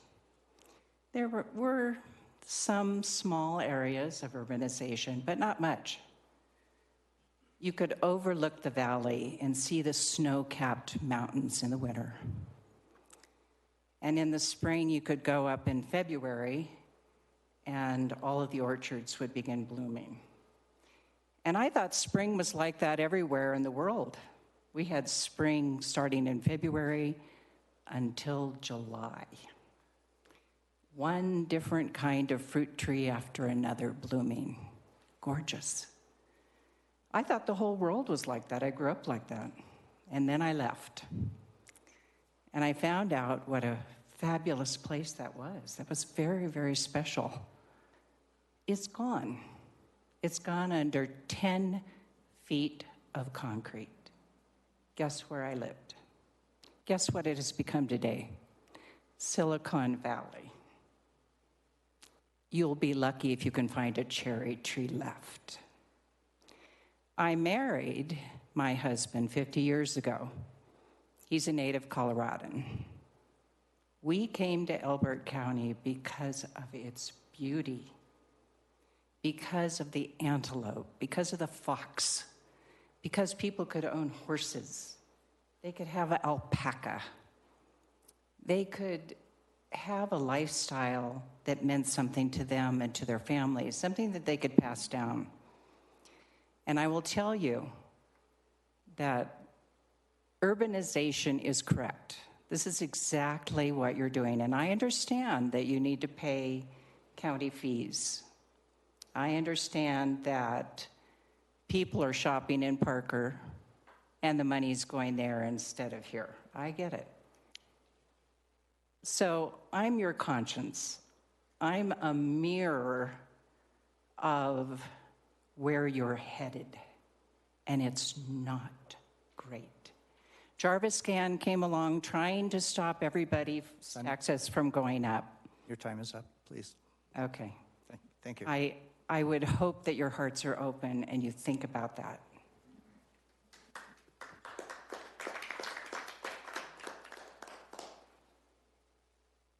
Okay, our next speaker is Dale Varner. Dale Varner, 36159 Winchester Road, live in Western Country Ranches. My biggest concern is for the water and the future of the water. Western Country Ranches has lot sizes between 2 and 3 acres. So when we moved out here almost 30 years ago, that put us at the small end of what was around us, all around us. Most things were 5 to 40 acres. We're here tonight for a PUD amendment. And if you look at the water, I'm going to concentrate on the water, but we know how this really works. It's the money. It's all about the money. So an extra 480 homes, even at $210,000 is an extra $200 million for somebody, okay? And I doubt that those houses are gonna be $210,000, probably closer to $400,000 or more. So that puts it up at about, what, $400 million? So, actually, $200 million. But, so we're here right now trying to convince you guys to keep it where it's at. And the extra, like they talked about earlier, the extra 8% of greenbelt or open space just makes more crowding within the residential areas, which I don't think is a good thing. And what's to keep it from, like, you know, they get their extra $200 million at least. And then 6 months from now, a year from now, do you decide, you know, $500 million would be a lot better. So maybe we should come back and do another PUD amendment and make it 2,000 homes. So I'm just wondering, you know, and this isn't the only development in this area. Their development's going to be going up all around this area. So I mean, we moved out here, like I said, almost 30 years ago, and don't really move to Wyoming, but I guess that's an option. Thank you. Thank you.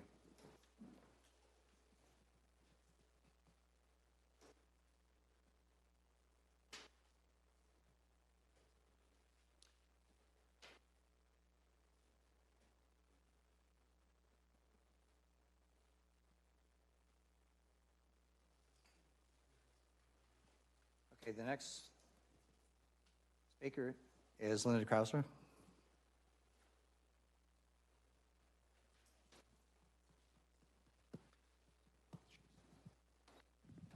Good evening, gentlemen. I'm on the other side of the table tonight, huh? I'm going to come from a different direction. I'm not here to ask questions. I'd like to share some thoughts of the heart with you this evening. Colorado has been my home my entire life.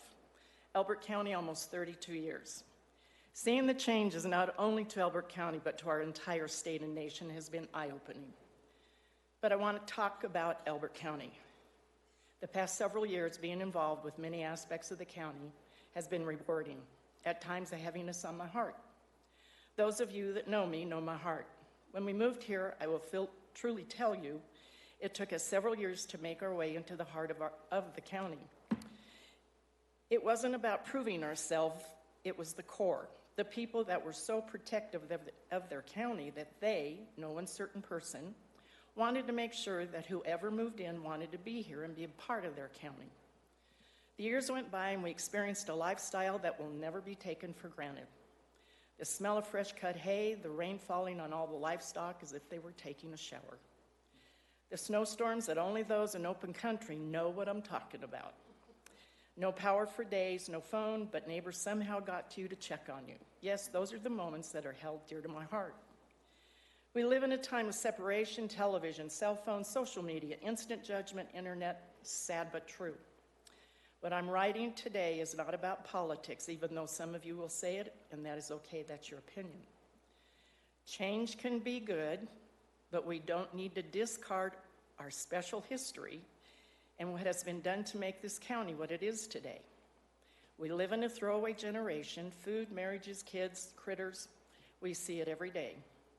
To discount all the things that have been done in our county is a disrespect to the men and women that have worked so hard for the betterment of Elbert County. Are we perfect? No. Do we make mistakes? Yes. But we know what we know, and we know what makes our county work. Change is going to happen in Elbert County, but it has been doing so for years. I remember being here, and there was nothing but dirt roads, and that was 32 years ago. To hear so many say they don't want change, or they want change, but. The flavor of Elbert County is rural, I understand. Ranchers, farmers, neighbors, open land. People want to experience that, but want the convenience of city close by. That has to be embraced with respect to growth. We need the ranchers and farmers. Without them, what do we have? Yes, we are going to change, but let's do it in a fashion that is good for the good of the county, and it's great for the great people that live here. Not to divide, but to unite. Not to bash, but to praise. Because when all is done and said, we are leaving all of this to our children and grandchildren, and on and on. Let's be respectful to those with differing opinions by expressing ourselves with kindness and mutual respect. Let's agree to honor the families who have built this county with their sweat and blood and laughter. And let's welcome newcomers who want to make their homes among us. Together we can make wise choices for Elbert County. That is our legacy to upcoming generations. Listen, you're out of it. Very quickly. With this being said, it is my belief by sitting and talking, and I've worked with Tim Kraft and the team. He is a great person. He's a stand-up guy. He's listening to all of you. He cares about this county more than anybody I've ever seen that's worked. I watched him interact with the residents on several occasions that had serious questions that were answered with knowledge. They in turn shared information with him and his team, which they followed up on. We want Elbert County to thrive, not die. We seasoned folks won't be around forever, but we want our children, our grandchildren to embrace what has been built. Yes, Elbert County is changing and will continue to change, but let's make these changes with unity, grace, and professionalism. Thank you. Thank you, Susan. Susan, could you please state your name and address for the record? Could you please speak that to the microphone? Thank you. Linda Krauser, 44683 Lariat Trail.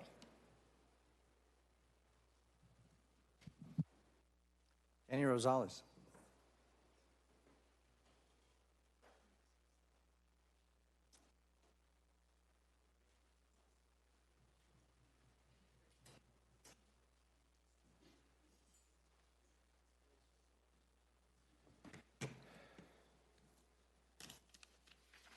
Thank you for hearing me tonight. I have spoken to several citizens who have recently relocated to Elbert County, similar to what I did 15 years ago. They moved here because they loved the counties and what they offered to me and my family. Since then, there have been many others who have followed me. I couldn't afford to purchase 10, 25, 100 or more acres. It was out of my price range. To be honest, I didn't want that much land. I chose 2 acres in a clustered development. I was close to neighbors, yet I could find the open space of this wonderful county. I'm a strong believer of allowing people to decide where they want to live and what kind of home they want to live in. I don't believe that others should feel compelled to tell them where they should live and what kind of home they should live in. Some may wish to live in an apartment, a townhouse, a home in a subdivision, 35 acres, or a 1,000-acre ranch. That is their choice, and they should have the right to choose where they want to live. We were all newcomers when we came into this county, and those that were here probably resented our arrival into the county, whether it was 5, 20, or 100 years ago. I'm sure the Native Americans did not jump for joy when they were booted out of their homeland. Why wouldn't we feel that we don't have the right to tell people where they can live and what they can do? And I feel that this is what's happening here. Many of those that I've interviewed were coming back to the county. Actually, they grew up in the county, but had to move outside of the county to get an education, to get a job, and to find a home for their family. Recently, they have eliminated one of those hurdles by finding a home in one of these developments. Families have been reunited as they can live close to their families and enjoy the offerings that this county offers. Things change and will always change. We are fortunate to have a developer that is so invested in this county, loves this county so much, and has done so much to help the people in the county. I'll leave you with a couple of questions. Do you really believe that you are on the right side of this project by preventing people from coming to live here and take their right away from choosing where they want to live? Number 2, don't you want to welcome them into our county as others welcome you when you arrived here in the county? Thank you. Thank you, Daniel. Sir, could you please state your name and address to the My name record? is Dan Rosales. I live at 3672 Deer Creek Drive. Thank you.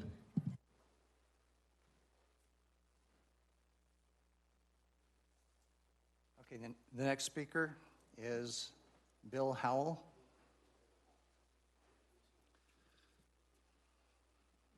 And if you will, state your name and address, please.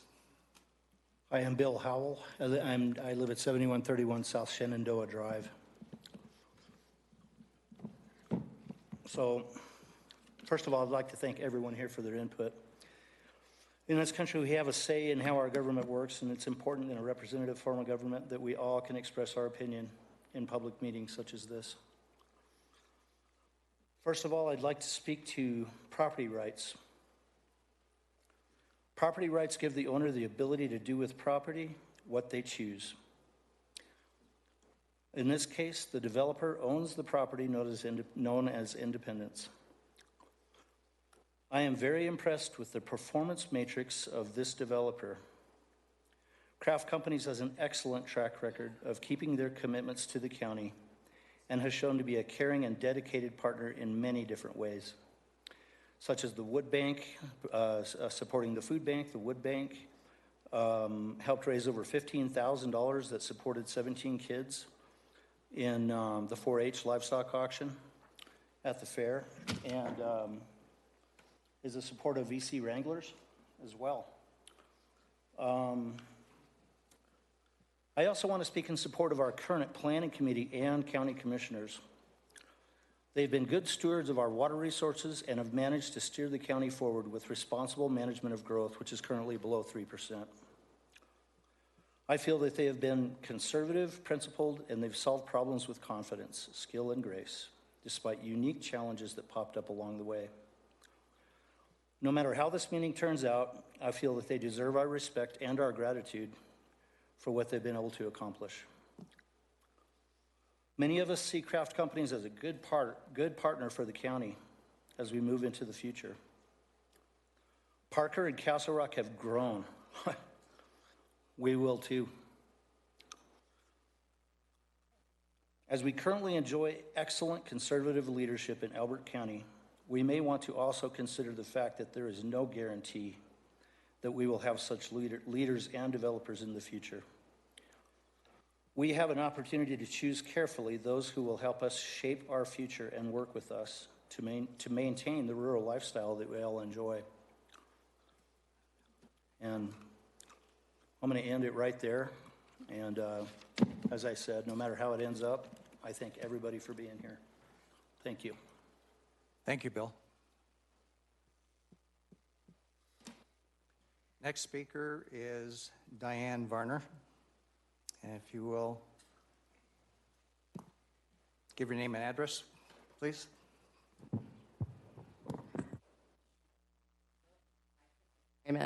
There we go.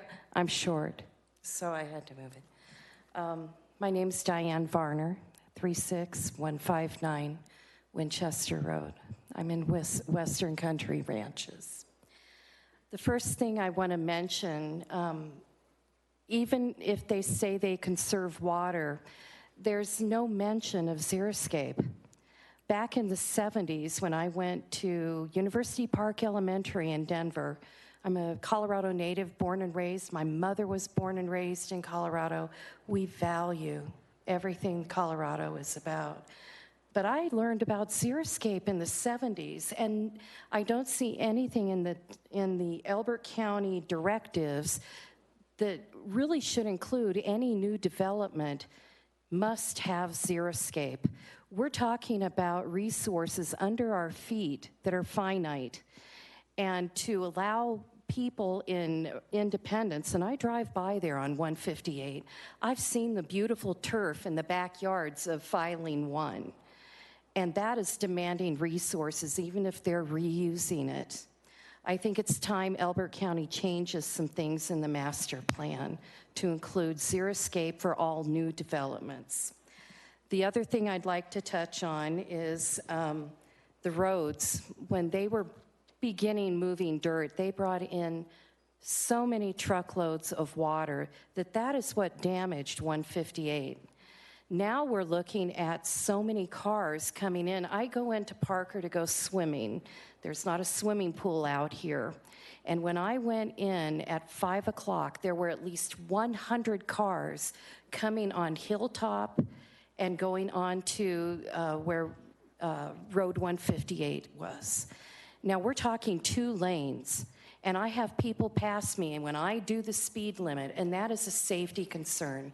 Paving is not what needs to be done with this project. It needs to have widening of the roads. I also want to state that they say they go with the topography. It was mentioned earlier that in their presentation that they will do that. Well, I'm telling you right now, they move so much dirt off of that filing up by 158 that it completely ruined the wildflowers that were there. They moved it so far down, they dug a deep hole, and it's not going with the topography. It's a shame. My feeling is they need to be kept to 100 or 920 homes. This additional amount is not needed. And I certainly hope you will listen to me. I'm a woman of faith, and I believe what you prayed for. And I certainly hope you will keep your hearts open, as Greg Lopez said, to what we are bringing to you as concerns. I have been here almost 30 years with my husband, and we have been enjoying everything about Elbert County, but Independence was placed in the wrong place. It should have been closer to the town of Elizabeth. I remain. Thank you so much for your time. Thank you, Diane. Is that yours? Oh. The next speaker is Barbara Eaton.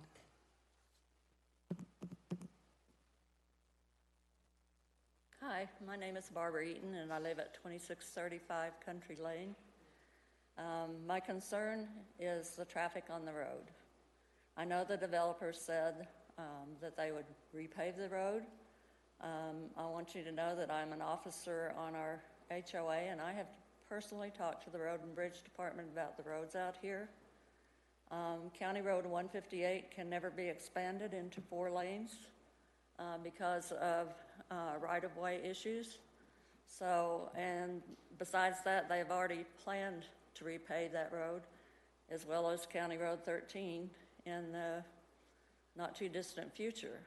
I'm concerned because the development shows that they have one road of ingress and egress, and if there's a wildfire out here, which very well could be, that could be extremely dangerous, not only to the people that live in that development, but to County Road 158, folks who have to come down that road to get away from the wildfires. So I think that needs to be looked at. I'm very concerned about the traffic and about problems if there is such a situation. Thank you. Thank you, Barbara.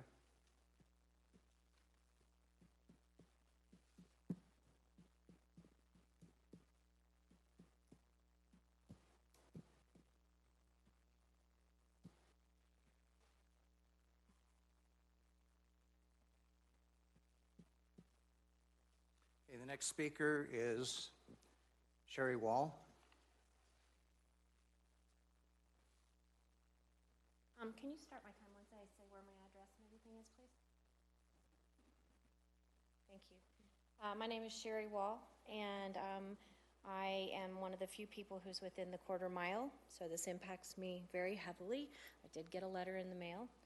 This is the first meeting that I've been able to attend, and I'm at 38636 County Road 5, which most of you will know is the old Wilson Dairy.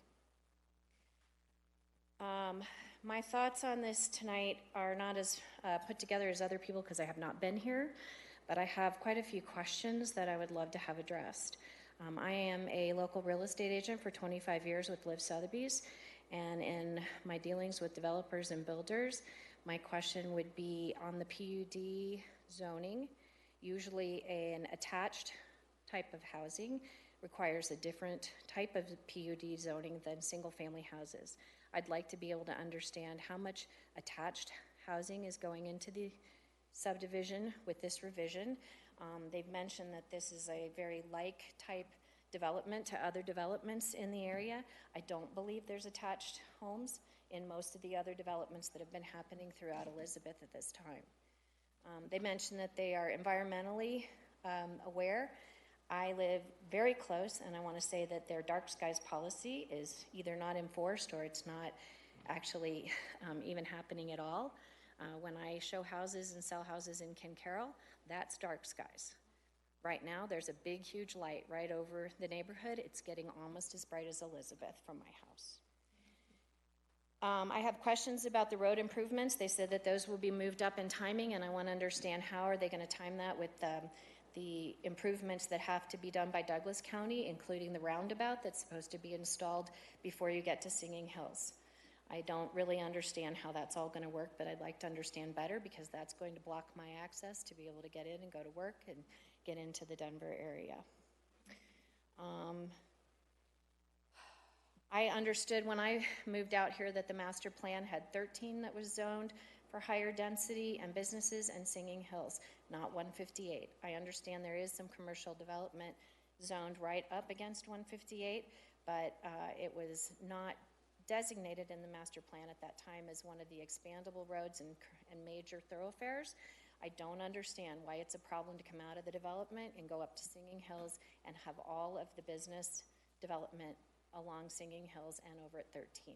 It's not that far, and it doesn't belong on 158. We've got a hill there that drifts closed in snowstorms, stays closed and down to one lane often, and you're talking about putting an entrance to a school that was supposed to be located in the interior part of the neighborhood with everybody turning in to pick up and drop off at the same time in the neighborhood. and able to walk to that school from inside the neighborhood, you're putting it out on 158 now with a major turning hazard. I also believe that we were promised setbacks all along 158, which filing 1 shows those setbacks have been adhered to. I applaud the Kraft Company for following the rules on that. They are now saying that everything on the west side of the current entrance, which is County Road 5, is not going to adhere to the deep setbacks that we were promised. I think that they've admitted that the extension from Singing Hills to the new Hancock entrance is going to take people in that direction. As soon as you get up to Singing Hills and you go over a couple blocks, you're not in Elbert County anymore. You're not spending money here. You're not heading this way. And I can tell you from sitting at the corner of 5 and 158, which I do every day, everybody comes out of the development and turns west. They're going into Parker and they're going that direction. So they're spending their money there. They're not bringing money into this county. Kraft has done a great PR job of supplying. Okay, Sherry, your time is up. Okay, I'm going to take a little bit more because a few people have. They were saying that the neighbors have said that they want and need these improvements and all of the shops and things like that. I want to know how they've come up with that information. I am a neighbor. I have not been surveyed one time about what my needs are and what I have an interest in creating right at the end of my block. I also want to know how they can say that the water's all been approved when there is a court case with the water court currently pending that Cordillera, who has all of the land adjacent to the property and behind me, just sent yesterday a packet that they've filed additional suits or stuff against. So I would like to close with just saying that Elizabeth is a rural surprise. That's what it says on the sign if you come from this side. And this is becoming a real surprise.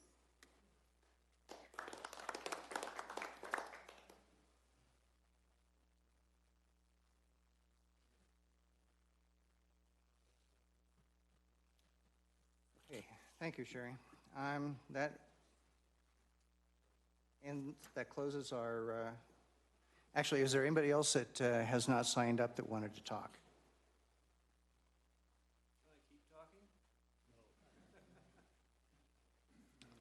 Okay, if there's nobody else that wants to talk, then that closes the public testimony. At this point in time, we go with the applicant rebuttal. And did you take notes of what all the concerns were? Yes, we did take notes of what the concerns were. The first thing that I'd like to address is, if you could stand up. Oh, of course. Oh, well, actually, you've got a mic right in front of you. I do, yes. Just get it a little bit closer if you would. Sure. The first thing that I'd like to address is the question about notice.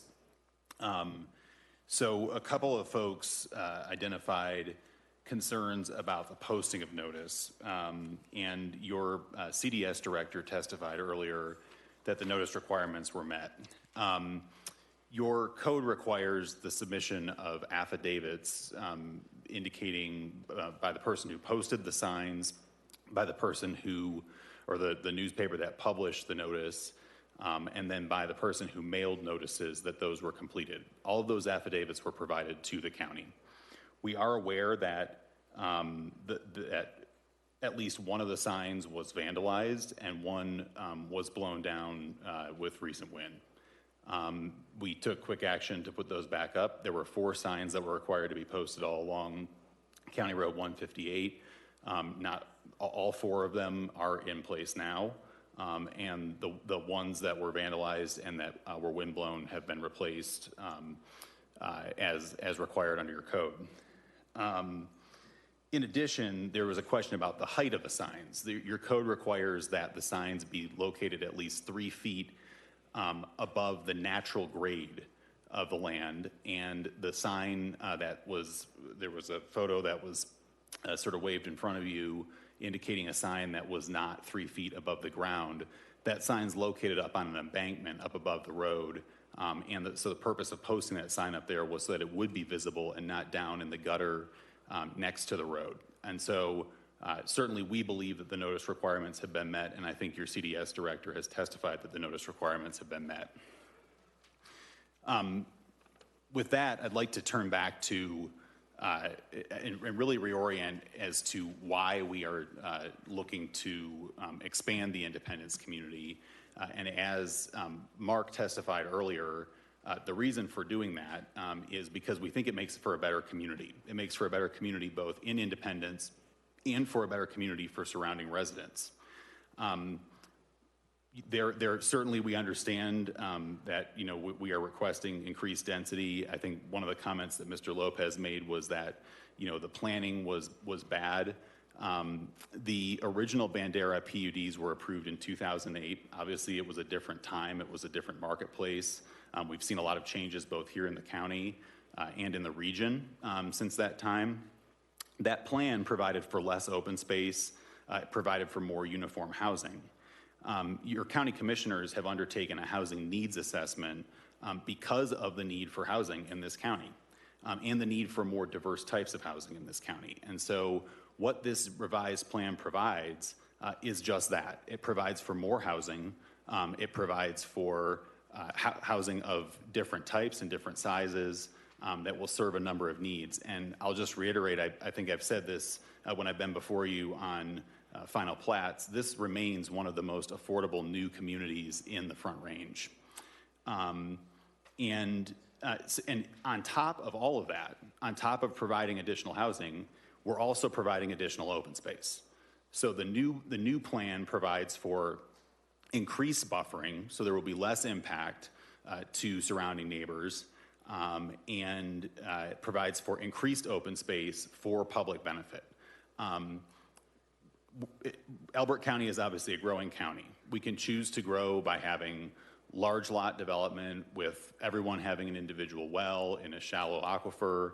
And that type of development imposes more cost on the public. It doesn't come with metro districts that allow for the development to pay its own way. Or we can grow the way that's proposed here. And the way that's proposed here has more open space. It has clustering of development. It pays for its own way. And so while we understand the concerns about density, we think this is the right way to grow. And as Jim said in his comments, this is the smart way to grow. There were a number of comments made about districts. I know the next hearing that we have tonight is on districts, so I'll probably just reserve any response on districts to that. Jim, would you or Gina like to address the water concerns that were raised? Yeah, let's have Gina. I'd like to invite Gina Burke, our water engineer, up to address some of the concerns that were raised on water.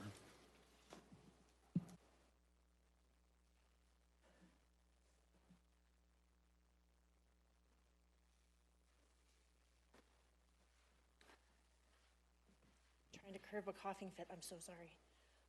My name is Gina Burke. I'm with Gen Water Consultants. I'm the water consultant for the district and for the developer. Let me pull up my notes here. The one major comment that seemed to come through on a couple different public comment was the 300-year rule. I think there might be a confusion about what that is and how it's calculated. So I thought I would just kind of really quickly address that. The state engineer in a decree, which this project has, calculates the water available in each of the aquifers under that piece of land with a 100-year aquifer life. So it takes the volume of water in each aquifer under those number of acres and divides by 100, and then allows you as an owner to use that water in that 100-year term. Sorry. A lot of our counties, including Elbert County, have adopted the 300-year rule, which essentially what that does is takes that 100-year calculation and just spreads it out over 300 years. So in essence, what the state allows you to use in a 100-year period, you as a county are only allowing users out here, developers out here, to use a third of it. So it's adding another conservative layer onto your water regulations. So it's not a model per se, it's a calculation of water that the state does, and all we do is divide by 3. And then that is what we find that is available to us to use to meet demands. And based on our calculations, based on the state's numbers, this project has more than sufficient water to serve the development as proposed. Sorry. I think those were the big ones. Did you guys see of anything else? No, and I would ask Jim if you could address the questions about landscaping requirements and conservation requirements. Yeah, so what, as I stated earlier, we have a little over 200 homes that are occupied at this point. We do have requirements in our guidelines at the district of the types of plantings and the amount of bluegrass in particular, but the amount and combinations of plantings and grass. So they basically have a water budget. And what we found is that not only are people staying within that, but many are significantly lower than kind of the guidelines that we've had so far. So we've experienced a significantly lower amount of water consumption than what we had planned for. And that's been, a huge benefit. A lot of the yards you see off 158 are actually artificial turf. There certainly are some bluegrass yards in there, but they choose to either put kind of their water into that area or bushes or other things or, some combination of those. Many of the front yards started out with kind of small amounts of bluegrass, and that's really become a trend that, or turf, that's become a trend to kind of go away from that. And they're not wanting to mow, they're not wanting to maintain all of those things. So the residents that we've experienced so far have really embraced that concept of conservation in there. Okay, can you address also, as well as you're talking about water, but the water trucks, the comments about that? Yeah, so we, in an effort to expedite Hancock Road, we had basically kind of two pieces of construction going on at the time. Filing 2, which is the one off of 158, and then Hancock Road, which isn't necessarily that wide, but it's very long. And so it in an effort to not, I guess, under the concept of no good deed goes unpunished, we brought water in to not take it off, put the burden on the wells for that short period of time that we had erosion control, requirements, water use for construction. So it's kind of a temporary one-time thing that, we kind of had an internal limit of how much we really wanted to pull out to use for construction purposes. Okay, so that's now finished? Yes. Okay. Yeah, that, at this point where there are no water trucks, I can't say that we'll never have that in the future. But again, that's really supplementing some of the things that are going on that are more construction related. Okay, there was another question that was brought forward about the amount of changes in the topography with the dirt removal and the topsoil moving. Yeah. So basically, the way construction works is we have to peel back the topsoil. So what we do is we move the topsoil back. We're putting utilities in. So the big holes that people are seeing, things like that, we're not changing the final grade at the end, but we are digging down into the ground. We're putting sewer lines in. There's water lines. There's all kinds of utilities that go in. And then there's a concept called over-excavation that for the expansive soils, you dig down below the foundation, you bring that up, you treat it with water, then you recompact it. As the filing moves forward, the topsoil will be brought back in and put back in. So there is a lot of dirt moving. There's no question about that. I think the point of our comment previously was that we're not creating a flat site out there. When you go out, there's a lot of dirt moving, but it's not flattened. We've peeled the topsoil back. We are putting in lots of holes, lots of trenches, all of those things, and then it's getting replaced and brought back. Okay. And then the ground will be remediated. So if there was native seed or if there was, trees with homes or whatever those kinds of things are, it will not be left scraped dirt as it appears today. Okay, another big question was the traffic impact studies. Can you address that? Yeah, as Greg indicated, a traffic study was submitted to the county. It sounds like some folks indicated that it was not in your packet. I'm not sure if Greg wants to address that. One point that was brought up about traffic, there were traffic concerns about County Road 158 and not expanding it. The whole point of building Hancock Parkway, or up through the property, and then building Delbert Road or County Road 1 up to Singing Hills, is to provide a route for traffic to go north, and the traffic study bears out that a majority of the traffic will go north from this property rather than out onto County Road 158. There was also a question asked about the improvements at the corner of County Road 1 and County Road 166. The developer, as part of the prior approval, is required to make a contribution to those traffic improvements. We understand that those are being undertaken by Douglas County, but the developer is making that contribution. Okay. There was also, well, I'm addressing the public's concerns at this point. Okay. One of the issues, I drive in it's narrow, okay, and you would need to redo the entrance into your body because it's dangerous right now. We've got one entrance going one, we've got a lane going one way, okay, then we've got another lane that just goes straight or turns. And I've seen folks nearly have accidents at that intersection. So that's an intersection that you really need to do. And I believe you do have enough land there to be able to redo that. But the more you can expand County Road 158, 13, and 1, okay, it's narrow. Let's put it that way.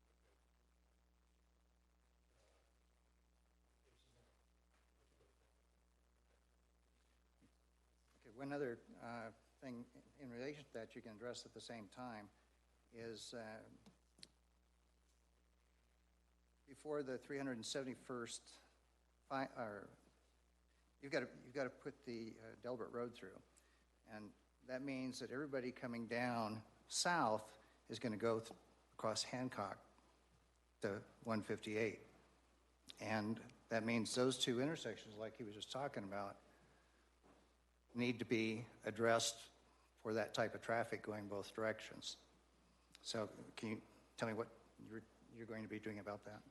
Yeah, so basically the way the process works is we have identified certain offsite obligations at this point.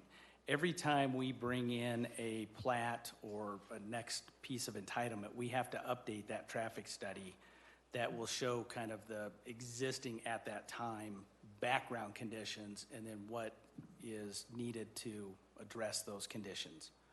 So as we can't necessarily anticipate the direction of where everybody's going to go in 5 or 10 or 15 years, but your process is that we have to update our study and we have to address that, and you have engineers that represent the county that work with our engineers, and from our perspective, we follow what they recommend as a part of that traffic study. So as that road opens up, and if the condition that you're speaking to proves to unfold, then we will have to address that. Okay, so the county's going to have to tell you that that intersection that we were just talking about on 158, that it has to be addressed now, then that's what you're expecting to have to happen.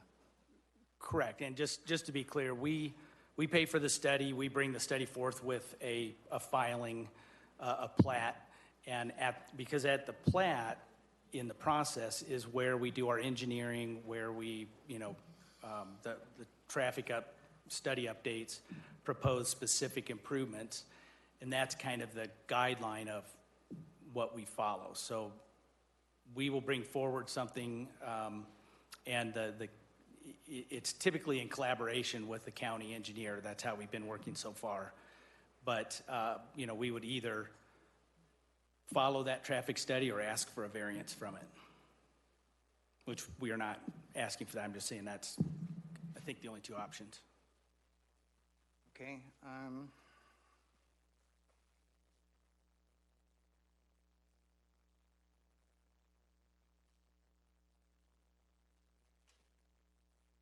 are questions about the 158 and the paving, whether it's just a maintenance or an improvement. I'm inclined to think it's probably just a maintenance issue. And at this, how soon is that going to happen? That, as a part of this condition, that was to be funded subsequent to approval of this PD amendment, and then it would be based on weather, but we would intend to finish the design and get a permit and get started, weather permitting when we can.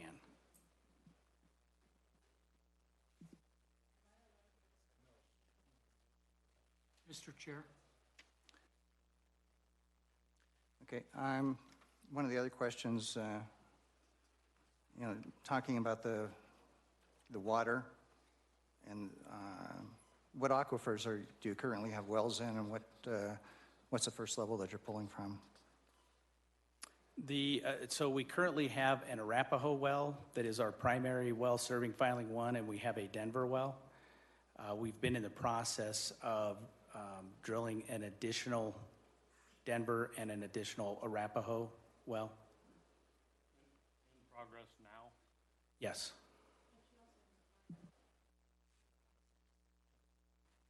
So just to address that, the water that's under is not a part of our municipal system. So those 4 wells are going to supply the entire Again, we'll project? see what, as we kind of build out and what that demand is. It's possible that we would drill an additional Arapahoe well, but we don't, at this point, the 2 Arapahoe, 2 Denver are meeting our needs for the foreseeable future.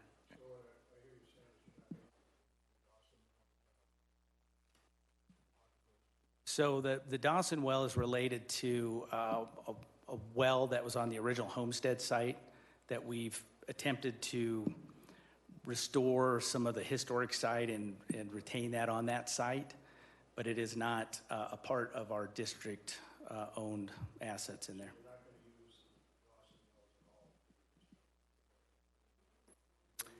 We've maintained our rights to use that water. It's 75 acre feet, so it's not a huge amount of water, but Tim has kind of held fast on, we want to be able to use it, in that area on that site. I think there's differing opinions on whether we can use it for landscaping and, some of the things. So it went through the process to use it a little bit more commercially, but that's. Where I live, we have to augment.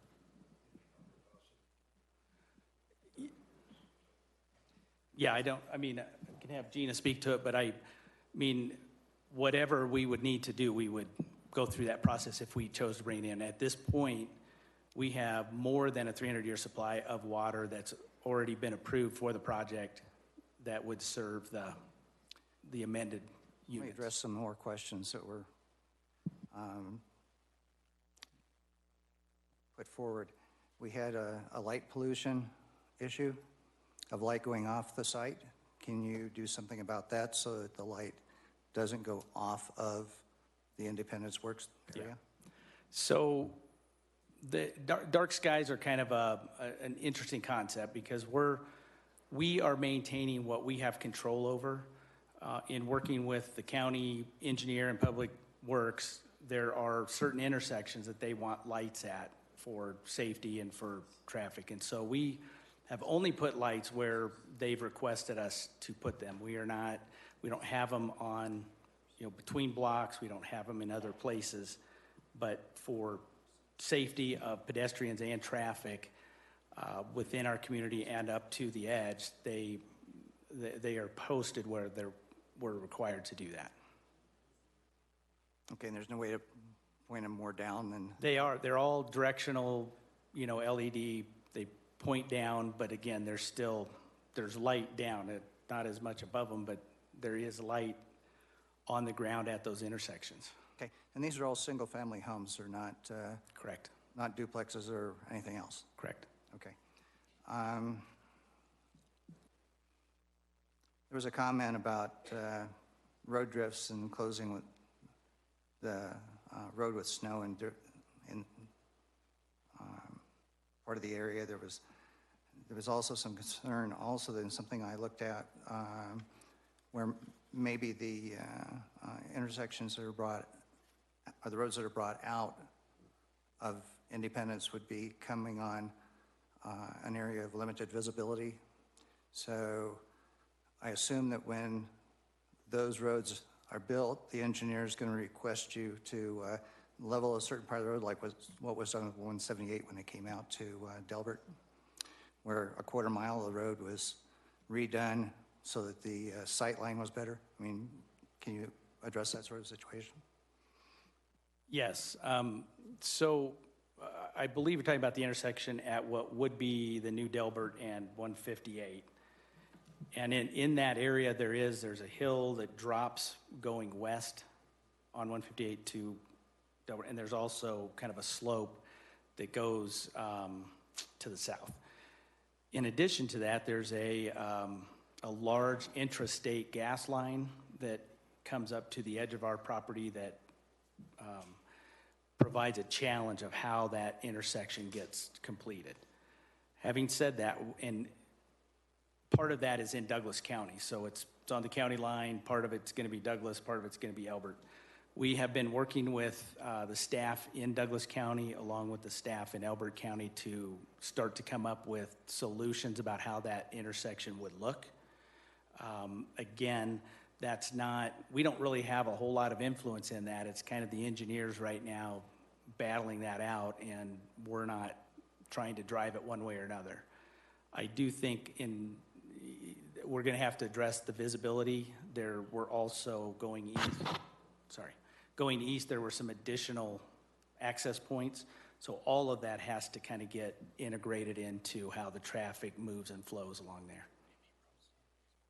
And it will always, again, with the county engineer, it'll meet county, state road standards, whatever those are. We're not trying to get variances from that. We're not trying to drive it necessarily one way or another. We do want it to be safe. It's in our community, and we want it to be a safe intersection for everybody.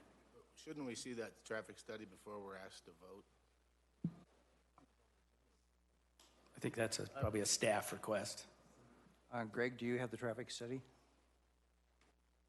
We do. The applicant submitted a traffic study. It was reviewed by the county engineer. It was, through the first review, there was really no concerns expressed by the county engineer regarding that. From the county's perspective, there aren't concerns about the traffic study. There are not. And again, just to be clear, that the study is not prescribing specific engineering designs for some of the future roads. Those will come as plats and things will be designed. This is really more of a traffic generated and directional impact study. Okay. Is there anything else? I think you've covered most of the issues that I had notated. Is there anything else that was brought up that you want to address? Chair, Mr. Chair, I wanted to go back to the first public comment regarding the SIA document. Can you address that? SIA. I don't know if that's something for CDS to address. It would be CDS. I'd be happy to chime in on that. Thank you. Subdivision improvement agreement is typically done when a subdivision is done. So as a filing would come forward, we mentioned the first, second, and third filings that have been done. There's a subdivision improvement agreement that is provided as part of that. So that would be another application. This is the zoning that puts in place kind of the framework for how that subdivision would occur. and how development would occur on the property, but it wouldn't be something that would typically be done at this time. That there typically would not be a subdivision improvement agreement at a zoning level. And I would just add to that too, that the allegation was made in the first public comment that there's a 97% abatement of impact fees. That is not true. The subdivision improvements agreement has impact fees that, at least for the first filing, were consistent with what the county's impact fees were at the time of the approval of that subdivision improvements agreement. I'm sorry, we can't have any public comment. It's public comment has been closed. I'm sorry. You're welcome to listen, but you can't contribute it anymore at this point.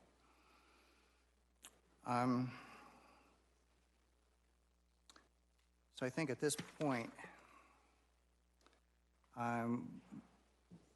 we'll go into a board-only discussion, but I think before we do that, considering the time frame, I think we'll take a 10-minute recess.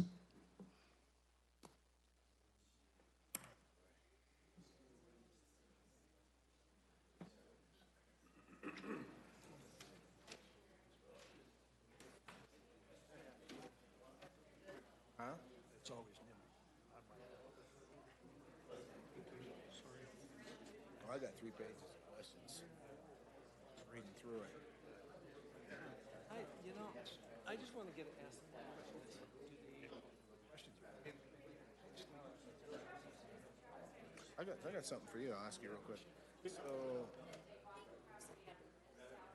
district may phase in the construction of improvements, which makes sense, or defer, delay, or determine not to proceed with the improvement, and such actions shall not constitute material modification of this. So they have there's no recourse, none of their warranties mean anything, nothing they say means anything.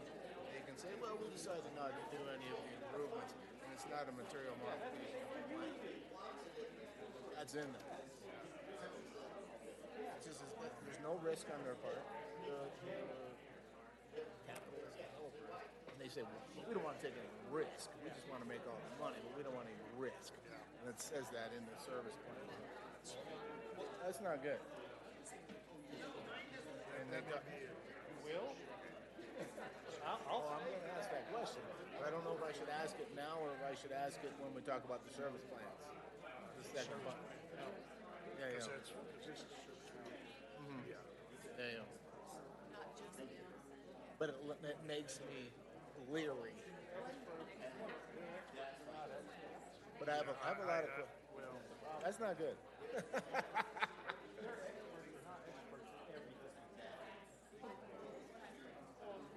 Oh, it's covering my ass.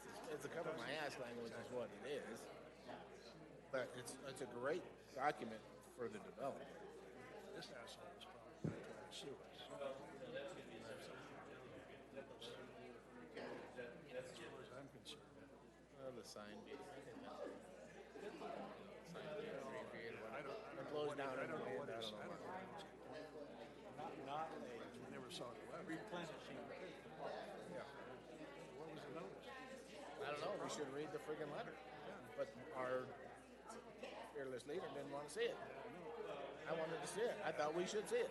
I think we should see a traffic study before we vote on anything. I don't care if the county approves it or not. We normally don't. We don't look at that. Yeah, we do. I've looked at it in other projects. We've seen them every time. I thought it's a traffic study. Yeah, they have a traffic study.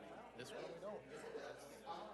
I don't know why. I mean, I think the engineers will find out. Remember that little project in the campground up here? That was a traffic study. Yeah.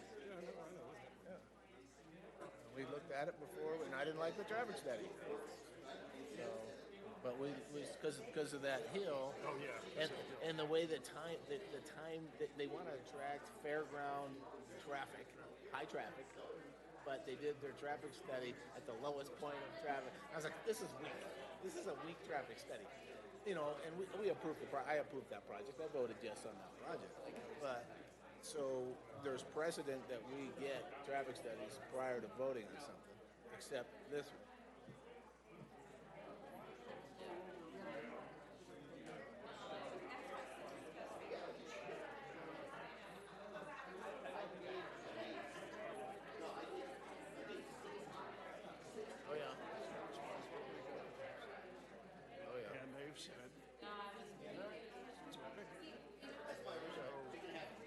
He's not voting on it. You want me to vote? Same as, at some point you have to. Yeah, I believe. Just to verify. We better catch him before he's gone.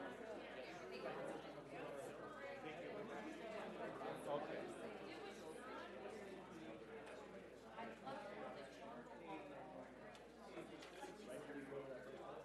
This is from Mayor Parker.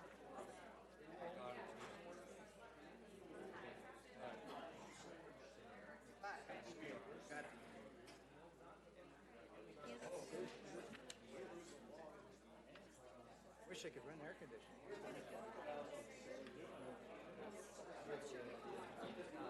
don't know if they're gonna do that again. They did put all the windows in.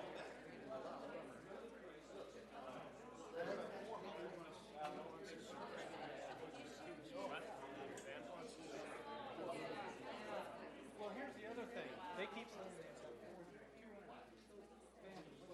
there are a certain percentage of those that are already there. They go, how many are the, what do you call it? Cluster houses. How many are cluster houses?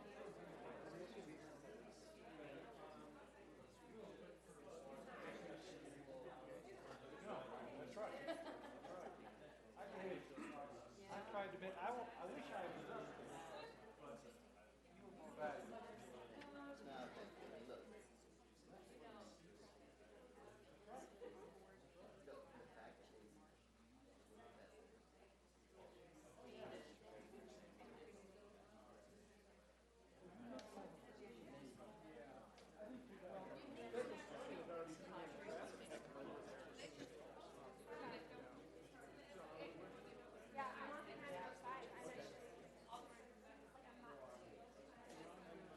Five is what comes right out of the south end? Yeah, okay, I live about a mile south of there.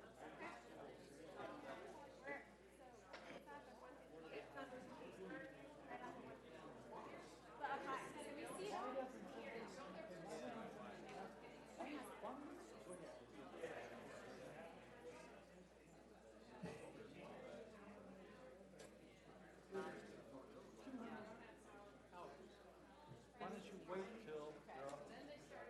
You got 700. Let's talk about it. Yeah. That's right. Nobody brings that up. Yeah. Yeah. Yeah. Just don't go there. We actually outside. It's important.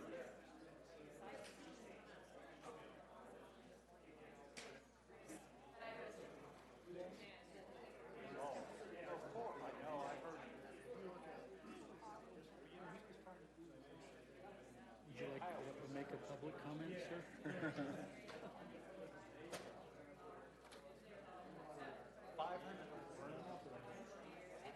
There aren't that many. Always 500. And they were right on the fringe of the problem. That would have actually put them in charge of fire. There would be no fire. It would be just how they would.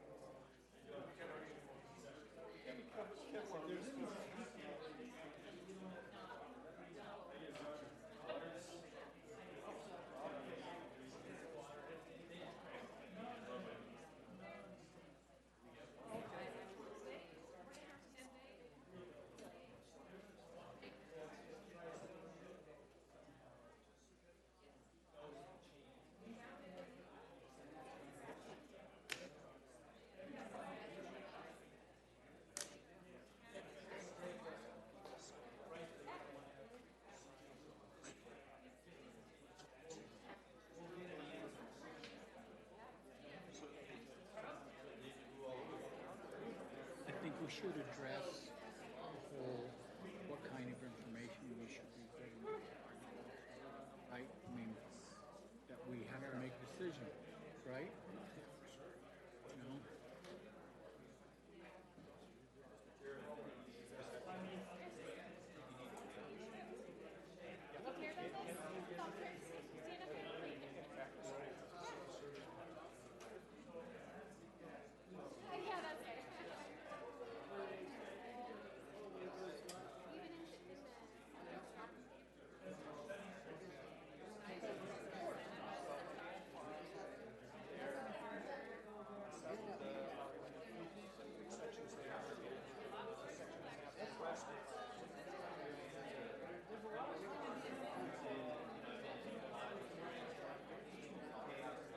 Steve.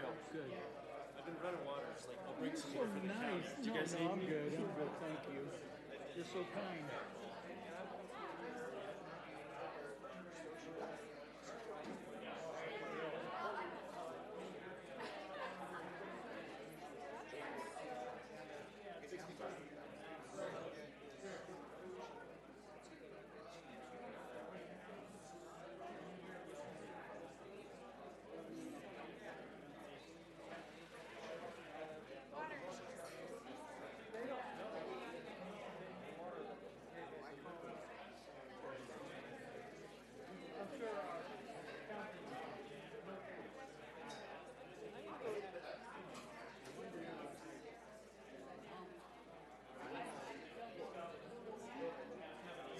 I do a lot of work with water. Pardon me? I do a lot of work with water. You're Dwayne? Yes, I am. Nice to meet you. Nice to meet you. And your name again? Steve Klein. Steve, okay. So, with this water, there's some stuff going on that I don't understand. So I was told that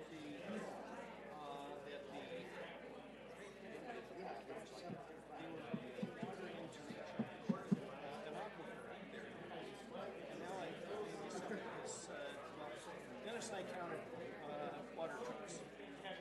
Excuse me? Dennis and I counted. I can only hear him one ear. Okay. I know the feeling. I got I'm left ears all around. All the way around. Yep. Our windows down. And, Oh, yeah. They did a study on it. But anyway, so we counted the trucks, and they're running like 5,000 gallons per truck. And they're saying, so 400,000 gallons a day for East Coast. That's what they were using. Actually delivering from Lowry To Ranch. Independence. Independence. Well, they said it was for dust control and for erosion control up on that new road. They were taking that over there and putting it into a pond over there just to water. I can't address any of those. I know. Yes. But we want you to know. Well, but the point is that I can't act on hearsay. I can only act on. Well, I've got a lot of photographs and No, I I mean, got and timing. Yeah. That. That's This is raw the data. kind, no, I mean, but this is the kind of stuff that should go through the CBS and bring to us. I can't, get accepted. My wife is in water. She worked for the town of Castle Rock for a lot of years, 25 years. She works for Parker Water attorneys in her family. So I'm very familiar with some of the concerns about water. So what they were going over and putting all their tankers into a pond. Okay. And the pond is touching water level because you can see the vegetation. Because of what? You can see the You can vegetation see, around the how edge. you can tell when the water level changes. So there's a treatment, a small treatment facility that they are using that water to pump into groundwater. It's not, the water that's coming over from Lowry Ranch is not going through construction business. Have you addressed that directly with them? Have you addressed that directly with them? No, I've never met those Okay, people before. okay. And so I thought this would be the opportunity. Well, we're not allowed to ask them questions. You can ask. Can we take our seats, please? You just can't ask it in a public. Okay, our recess is over. Can everybody take their seats, please? I understand. I'm stuck. We're kind of stuck in the process of how we look at data. Can you take your seats, please? So I'm not trying to discount. You know what I mean? Sure, I do. I'm for it. I'm for stuff. Pardon me? I didn't answer any questions. And I told him I can't. Would you take your seats, please?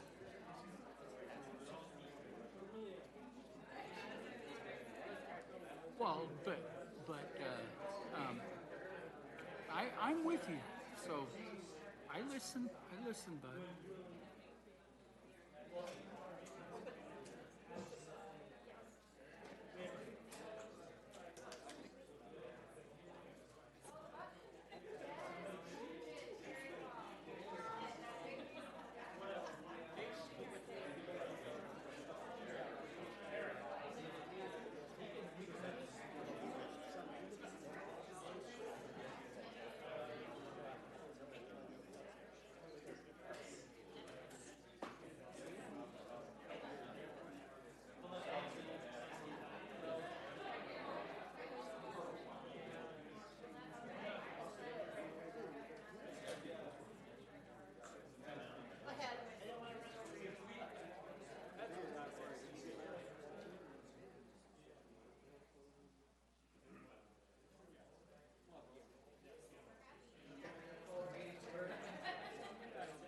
We're going to call the meeting to order.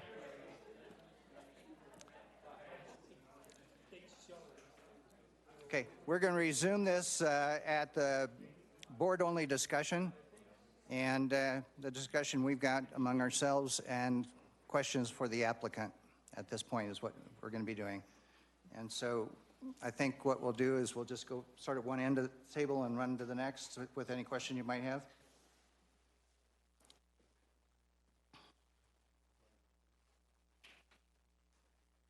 I think you started that way. When you pointed that way first. No, at one end or the other. So go ahead, Dwayne. Most of my comments are for the Metro District discussions or case, so I'll wait for them. Yes, I have a few questions. The Norris design letter, fourth paragraph, page 1, mentions the possible development of an urgent care. Is that something that we can, because anything's possible. So I wanted to, it just was very vague.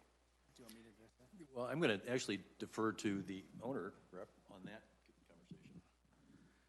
Yeah, so in conversations with Mark Dettenreiter with Economic Development, we brought in zoning the allowance for certain types of non-residential, certain types of commercial, retail in particular. So it's, the thinking is it's going to be convenience retail. We have had conversations with a number of different healthcare providers, and we're trying to continue that. Obviously, it's an economic decision for them as well, and we can't really, we haven't been able to kind of sell that they can even do this until we get through the zoning process that allows that. So that's, you know, we're fully intent on bringing in something. Based on our conversations, it looks much more like an after-hours care or urgent care, not like a hospital. Yeah, just to be clear. Yeah. And then as far as the economic development, it looks like it's convenience / gas station. I mean, low-paying job kind of service. I mean, it seems like we have a Dairy Queen and Sonics and that type of thing already in Elbert County. Yeah, it's probably not fast food in the traditional sense. It just isn't, there aren't enough rooftops to kind of have like a McDonald's or that kind of fast food, nor a large grocery store chain. It is going to be very local convenience. It's going to be like a coffee shop, you know, maybe a dry cleaner, or, you know, the retail right now, as you know, is just very difficult to kind of get a sense of that landscape. This is not intended to be a destination, big mall or anything like that. Yeah. Okay, and then on the permitted use chart, accessory structures, 50% of total square footage of the primary structure. Any thought into accessory dwelling units? Is that something that's going to be allowed in the project? We removed that. Also, you mentioned affordability. It's one of the more affordable housing developments in the Front Range. What price point do you think is affordable? What is your opinion of what is affordable? So, and let me finish, because I know that this project 5 years ago was initially sold and presented as we're going to have affordable housing for first responders, for teachers. And I want to ask what percentage of the houses you've currently sold as a percentage were earmarked as affordable housing for those individuals? So just to be clear, when I said it was one of the most affordable new housing developments along the Front Range, I'm not talking about affordable housing in the sense that it's deed restricted. It's not like, you know, public housing or something. Yeah, I'm not talking about low-income housing. I'm talking about affordable that a teacher, fireman, first responders could afford. And we do have. Because it was spoken to in length at the presentation 5 years ago, that this project was going to be geared towards those individuals. I would just like to ask what percentage of the homes have been sold below market value, or as an affordable earmarked for those individuals, if any? So there are none that are earmarked as being below market. It's all at market housing. So they're not affordable. It's in my idea. It's affordable. Well, that was my question. What's your price point of maybe of the new homes that are going to be being built? What's the price point? We don't know what the price point is going to be for, so home builders set the price point. The builders of the homes set the price point.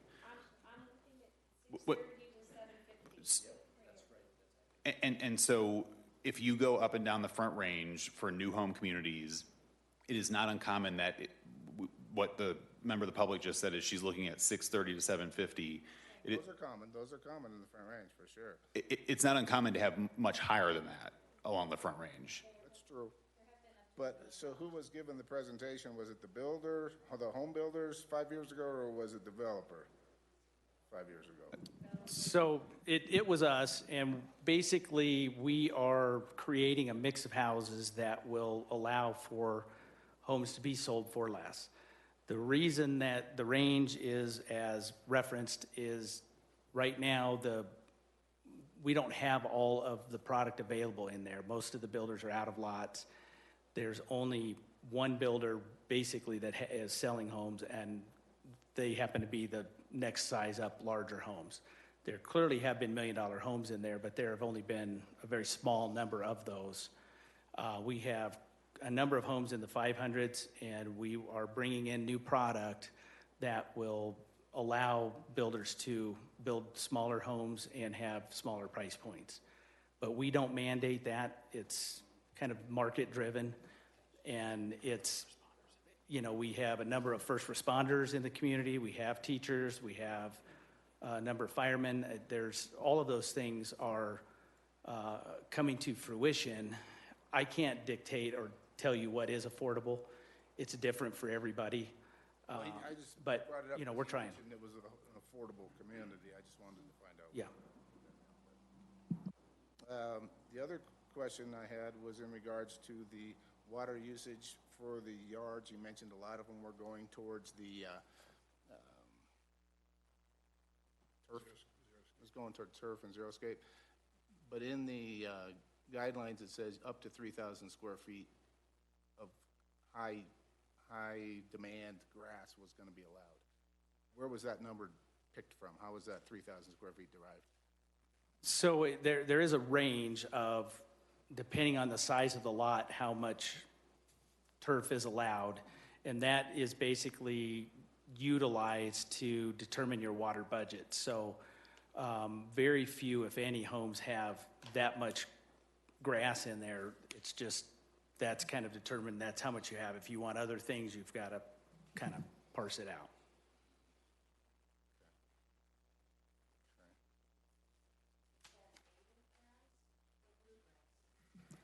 It's a fescue, so it's not a native grass. I'm sorry, public comment is closed, so if you guys would keep it quiet, you're not entering into this discussion at all.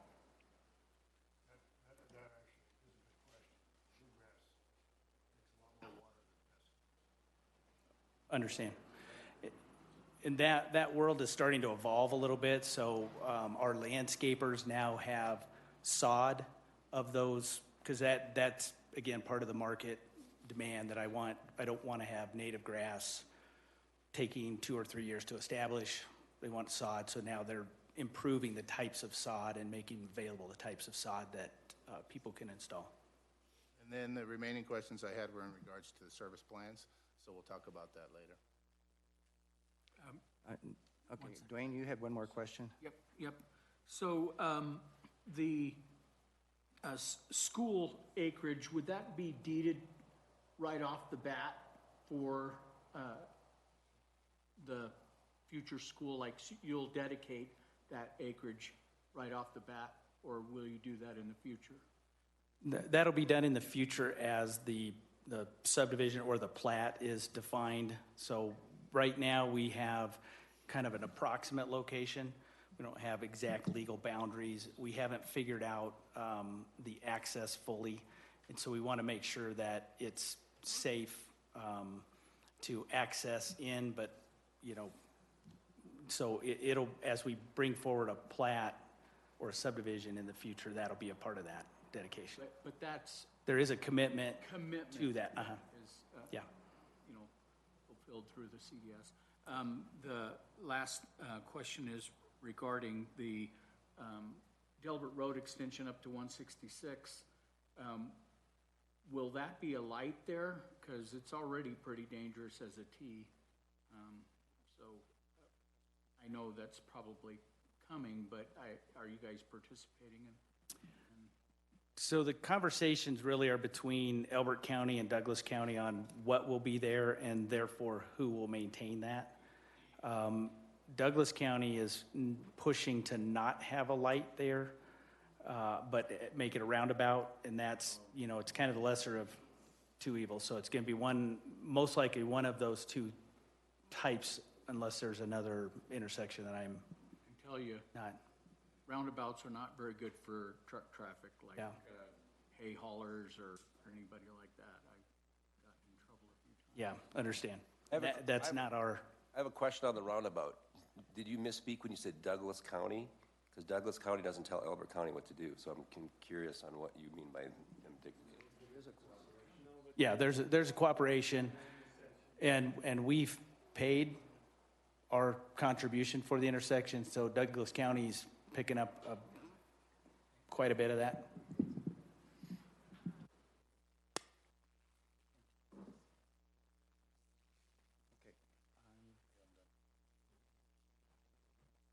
Most of my questions have been answered already. Water reuse.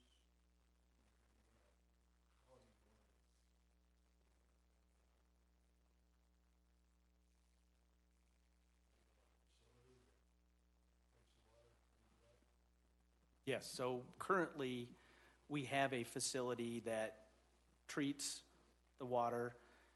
It's put into an irrigation pond. So we have two sets of ponds on site existing. Some are stormwater ponds that come from events, and some are irrigation ponds. And then we have an entire system that is pressurized that brings that irrigation water back to the homes. And like parks and fucking parks. Perfect. Okay. To go back to that same thing, so do you have a dual system for water? So you have a potable water and recirculated water or whatever? Yes, that is correct. Okay, I had, my biggest question going through this thing is, I've been on the commission about 3 years, and I don't have the background that went into this, starting way back with Bandera. Personally, we have an availability in our regs to have a study session with the developer and various consultants to have a one-on-one aside from a public hearing. So a lot of my questions, a lot of questions have been raised, would be satisfied by that. And I would still be in favor of doing something like that. My questions have pertained to lot sizes, whether or not they're multifamily units, which I think you've answered. But I question the densities that were presented in the number of square footage in the various lots. So I have a question about that. The traffic study, I'd like to see the traffic study and have some input from Road and Bridge on how they reviewed that. I was concerned about water in terms of the wells, and I think that's been discussed, but the number of wells on the site in total, and you've addressed that. There are 2 in place and 2 being developed, and they're all into the Denver and Arapahoe, correct? Correct. Okay. I still am a little bit concerned about the capacity of the wells. I'd like to, from my background, I'd like to see some flow studies, pumping studies, down draw and recovery rates and stuff like that. Off-site improvements we talked about a little bit, and I'm concerned about the traffic and the improvements on Hilltop. You know, repaving, somebody said that before, repaving is not really an improvement, and that road, in my opinion, is undersized. So at any rate, those are some of mine. Would the chair entertain a motion?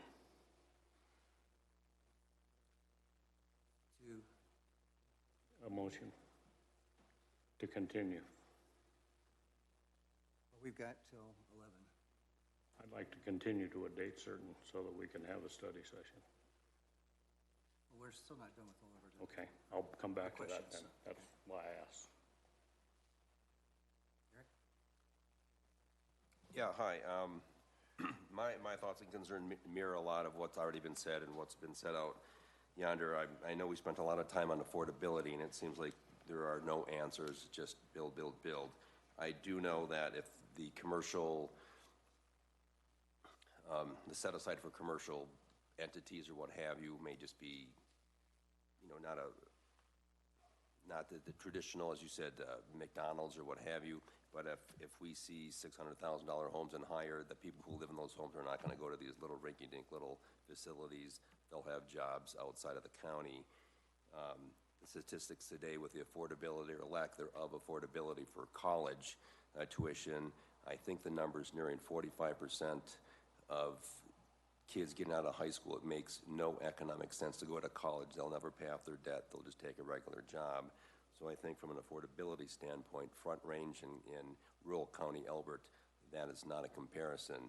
Technically, what I'm thinking, hoping, praying for, which is the best, is any home over $300,000 is probably the max that we want. I'm sorry, I think I said that wrong. Homes at $250,000 to $300,000 is probably what we're looking at for people to be able to afford to live.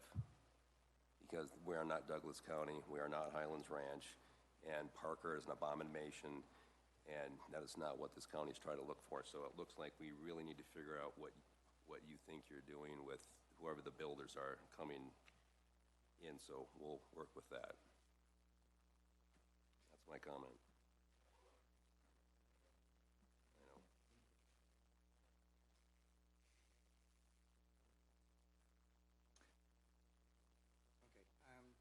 One comment about your pre-application meeting. The pre-application meeting is only available before there's a formal application. So we're way past the point at which that can be done. So I had a couple of questions.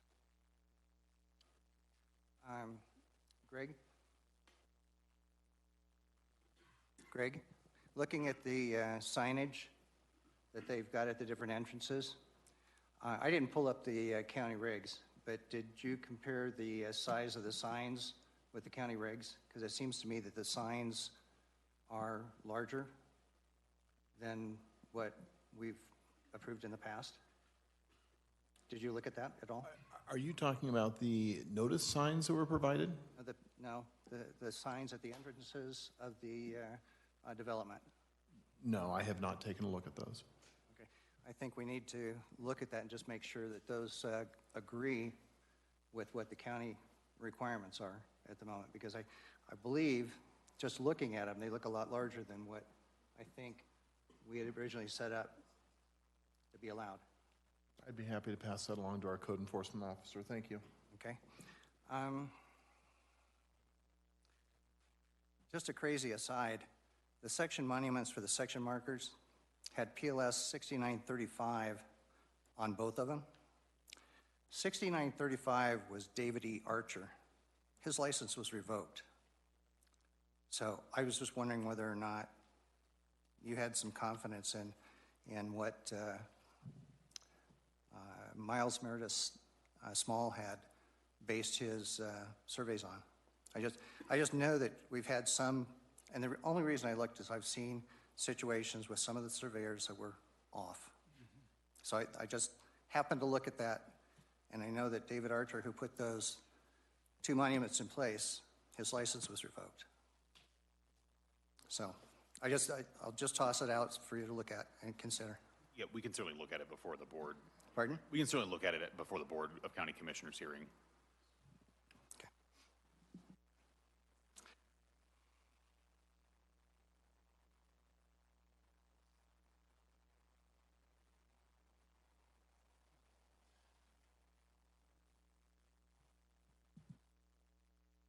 Okay, and one question, Greg. The County Road and Bridge and Engineering will look at these intersections at a future point in time? As Yeah. different parts of the PUD come up? Yeah, as construction plans are proposed for that, they would have to evaluate them since it would be construction work that would be done in the county right-of-way. So they would take a look at whatever improvements would be needed there and ensure that that met county standards. The safety and security of the intersection? And the people driving through it, yep. Okay. So, that's everything I had a question. So, you said you... Okay, in view of the fact, I agree with what you're saying. We can't have a study session as it's presented where we could have interaction with the developer. We could, however, have a study session with the staff and with the board. I would like to move that we continue to a date certain, and I suggest January 17th for PA-22-0036 Independence PUD for a study session to consider so that we could all have time to review our questions and get them to staff and get input back from staff and have a study session. That's my motion, to continue to January 17th. The motion's been made.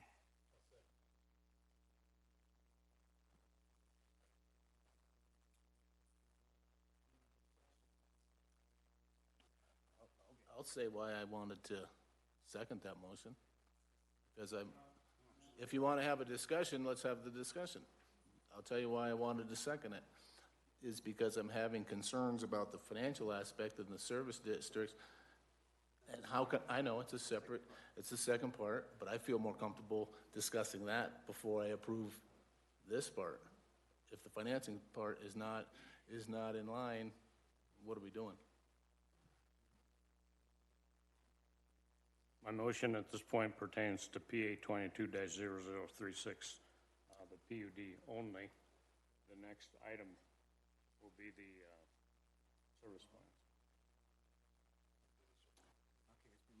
Well, that would work. Then we could still discuss it. Say again?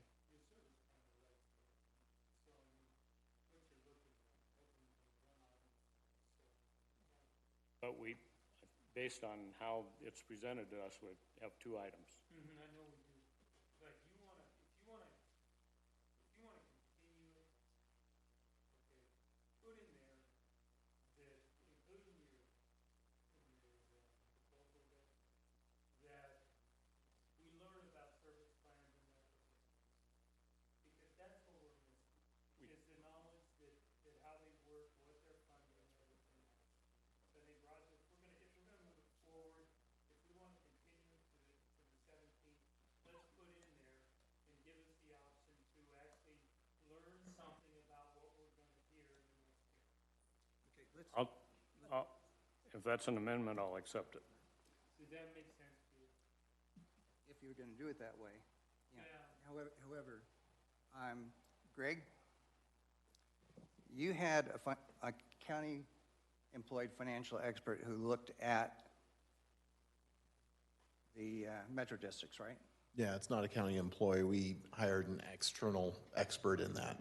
Do you have them on staff? Do you have them on? It was Anderson Analytics was the folks that were reviewed that, and then we had an attorney take a look at it as well to ensure that it met all statutory requirements. I think a couple of things, if I might just interject here. I think a study session of any sort is probably not appropriate while a public hearing is essentially open.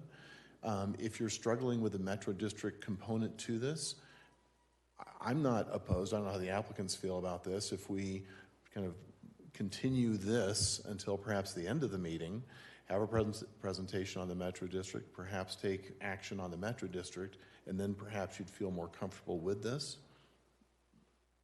Is that something that you'd... See, the thing is, we don't want to enter into the hearing to hear on the Metro District before we learn something about it. That's why, if we're going to continue the meeting, the best time to do it is now, and then what our study session is going to be about is learning about Metro Districts, because that's what we're going to run into the problem. So, and right now, we're not in that hearing for Metro Districts. Well, I think we're safe there. okay. I think part of a public hearing process is so that you can learn things. So, It is, but we don't have the expertise here to learn about Metro Districts. And that's what I know these folks had a lot of questions about, and not a lot of people in here. okay, I would say that, the applicant has their representatives and their experts that they would like to present information to you about Metro Districts. And that's typically how, this process works. I mean, it's an opportunity for you to hear what they have to say about Metro Districts and perhaps learn something along the way as part of that. I mean, that's how the public hearings typically work. A point of order. No, I'm sorry.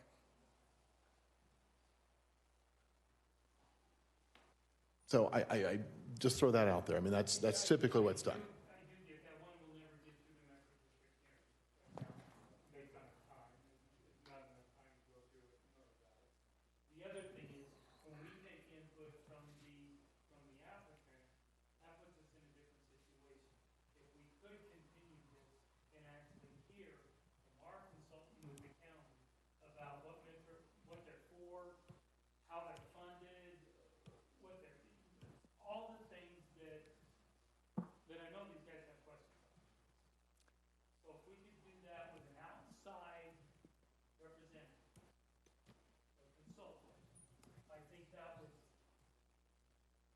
And that could be done at a study session. Yes, that could.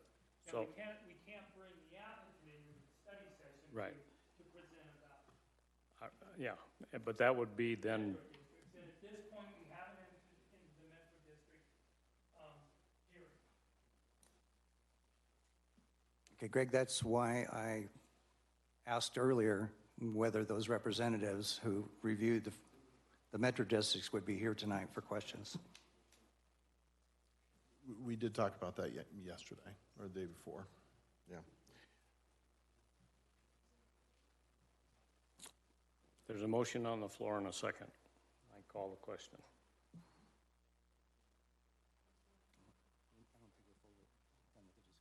Okay. I can call a question. That shuts down discussion. What? Can I ask a quick question? Sorry to interrupt. Can I ask a quick question? So, I think Commissioner Burton, you've moved to continue it to January 17th. Correct. To have questions answered. Are the questions that you want answered relating to the PUD or relating to the district? Both. But at the present time, we're looking at one issue with the first item. And if I would like to continue that, and then we can have a discussion on the next item on the agenda. And the information that you want, you had indicated related to the lot sizes, you wanted to see flow studies, and you wanted to see the traffic study. And some questions about the sewage system. What was, sorry, I didn't catch the question. Capacities.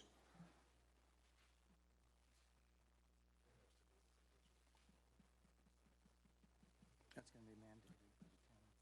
Mr. Chairman, point of order. No, I'm sorry, Greg. Greg, you cannot enter into this discussion. But you're not following the point of order. It's for only board member discussion. And the board member discussion is also with the applicant. We have questions for the applicant and the board discussion. So that's done.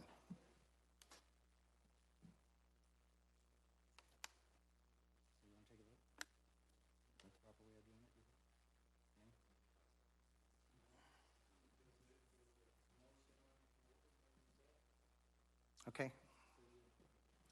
So, the motion is on the floor. It's been seconded. All in favor? Aye. Opposed? Could we do a voice vote? Could we do a individual vote? Thank you. Okay.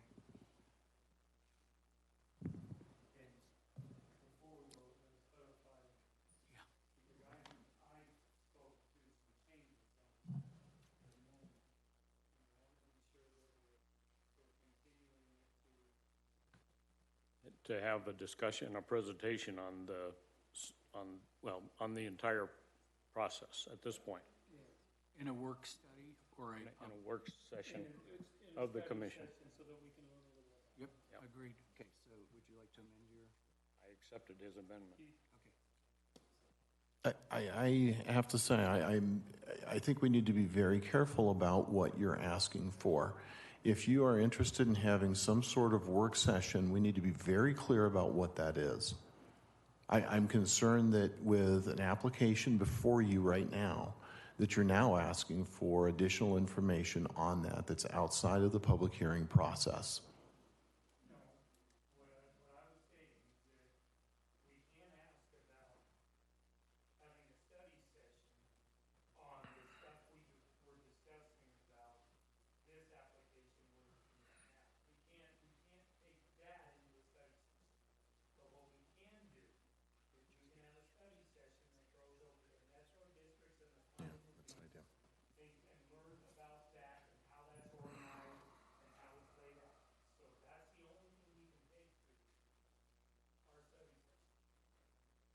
We can't go back and say, like, I know you wanted to see some of the additional documentation.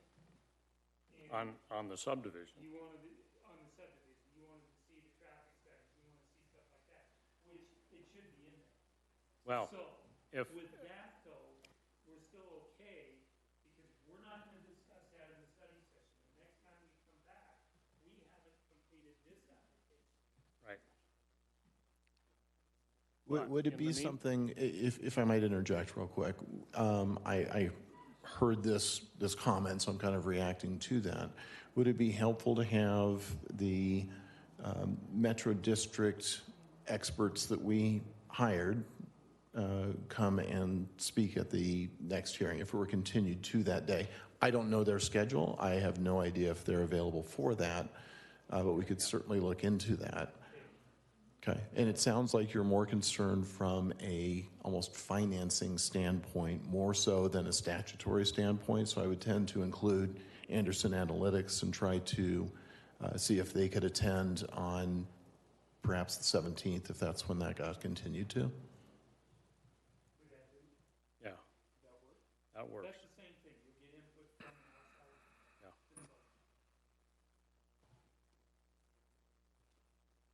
Yeah. And if it's continued though, in terms of some of the questions I have about information that's already at the county that we don't have on our packet, that can be supplied to us. Well, at that point, but right now, Greg, and correct me if I'm wrong, but we haven't ended this application. Okay, this here.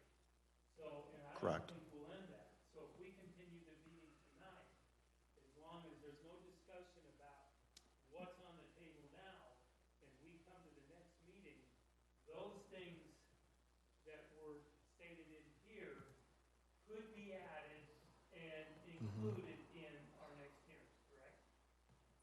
Yes. Okay, That's what I'm getting at. okay, yeah. We just can't go somewhere and talk. So some of, We can't go somewhere and talk to them. No, Right. well, anybody, Anybody, right, but we can do it when we're in session here. when we're in session. But we couldn't talk about this case in study session. We can talk about general No, because you got aspects. right now, you can't talk about this, you can talk about. Absolutely, Because we haven't gone into it. absolutely. I'm not anticipating that we will have any sort of study session regarding metro districts or this application. That does not sound like something that would be legal for us to do. I'm concerned about that.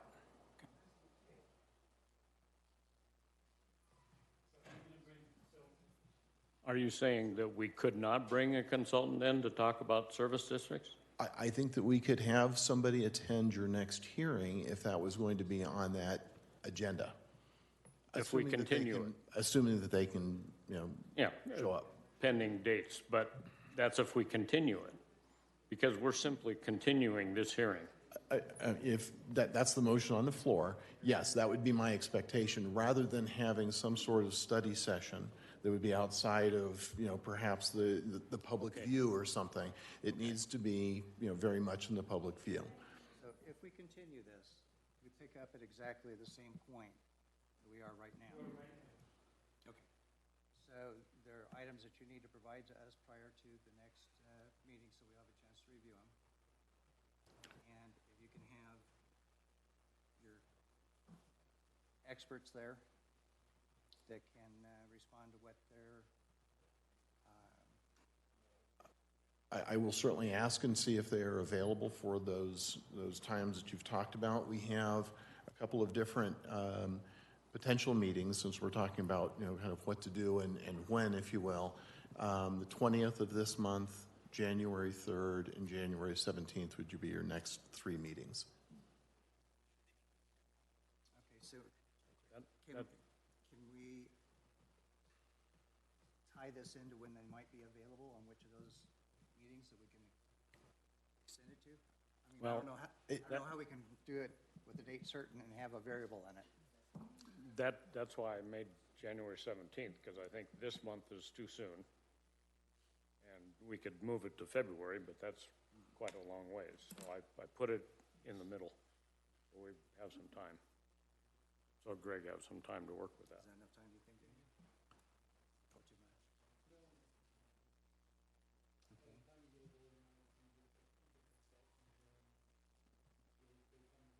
So basically, all we're gonna do is just continue. Next meeting, we're gonna finish this, okay?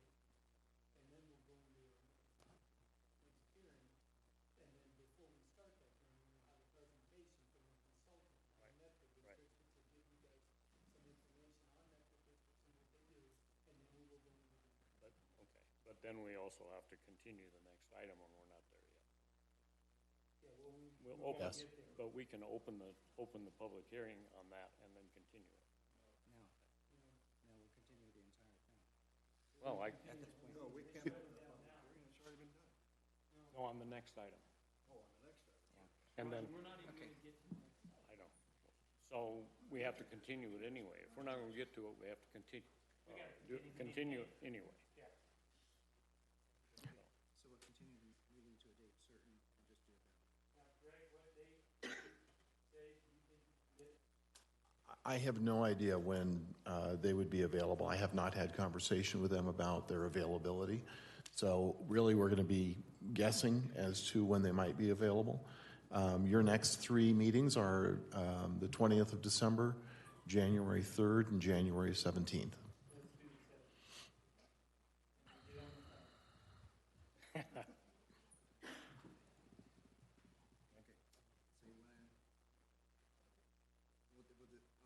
It's just a motion then to continue the meeting until January 17th. Right. And with no other conditions. We can do that. And your second, so holds? So we have to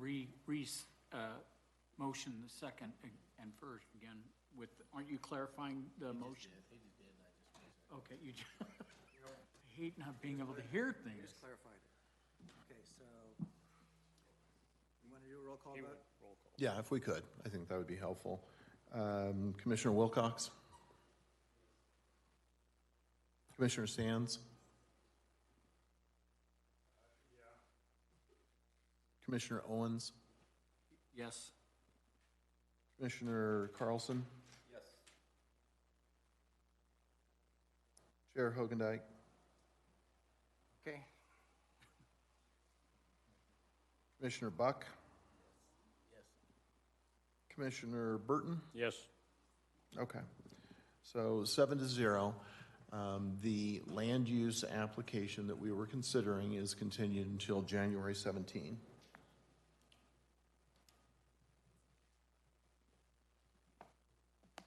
next item. Do the same thing. So what I would recommend and suggest is that we open up the hearing for the 3 new and 3 amended metropolitan districts and service plans. And if you are so inclined to continue that, which it sounds like you were, perhaps continue that to January 17 as well.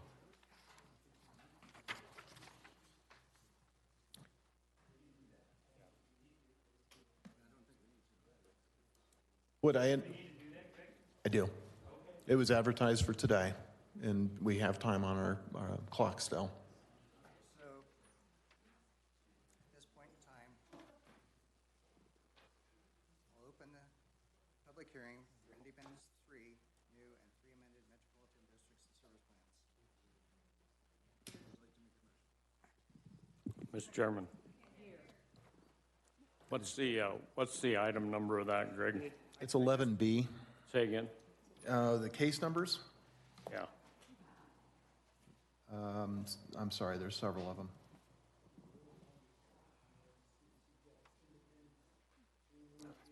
Yeah, but it should have a number. Yeah, they're cases SR 22-0046. I'll just read these off if you don't mind. SR 22-0047, SR 22-0049, SR 22-0050, SR 22-0051, SR 22-0052. Those are the 6 cases. Okay, since the hearing is open at this point, I'll entertain a motion to continue it. I move that we continue the application for Independence 3 new and 3 amended metropolitan districts and service plans, the case numbers as stated by planning director, to continue that to a date certain, January 17th. You have a second? Okay, all in favor? Aye. Were there any opposed? Okay, so at this point, I'll entertain a motion to adjourn. Second. All in favor? Aye.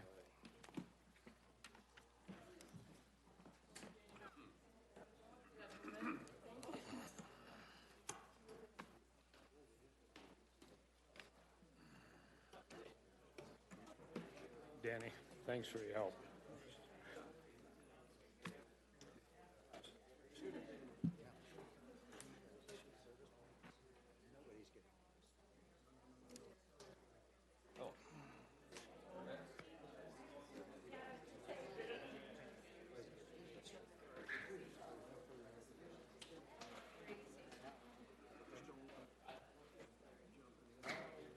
It doesn't matter.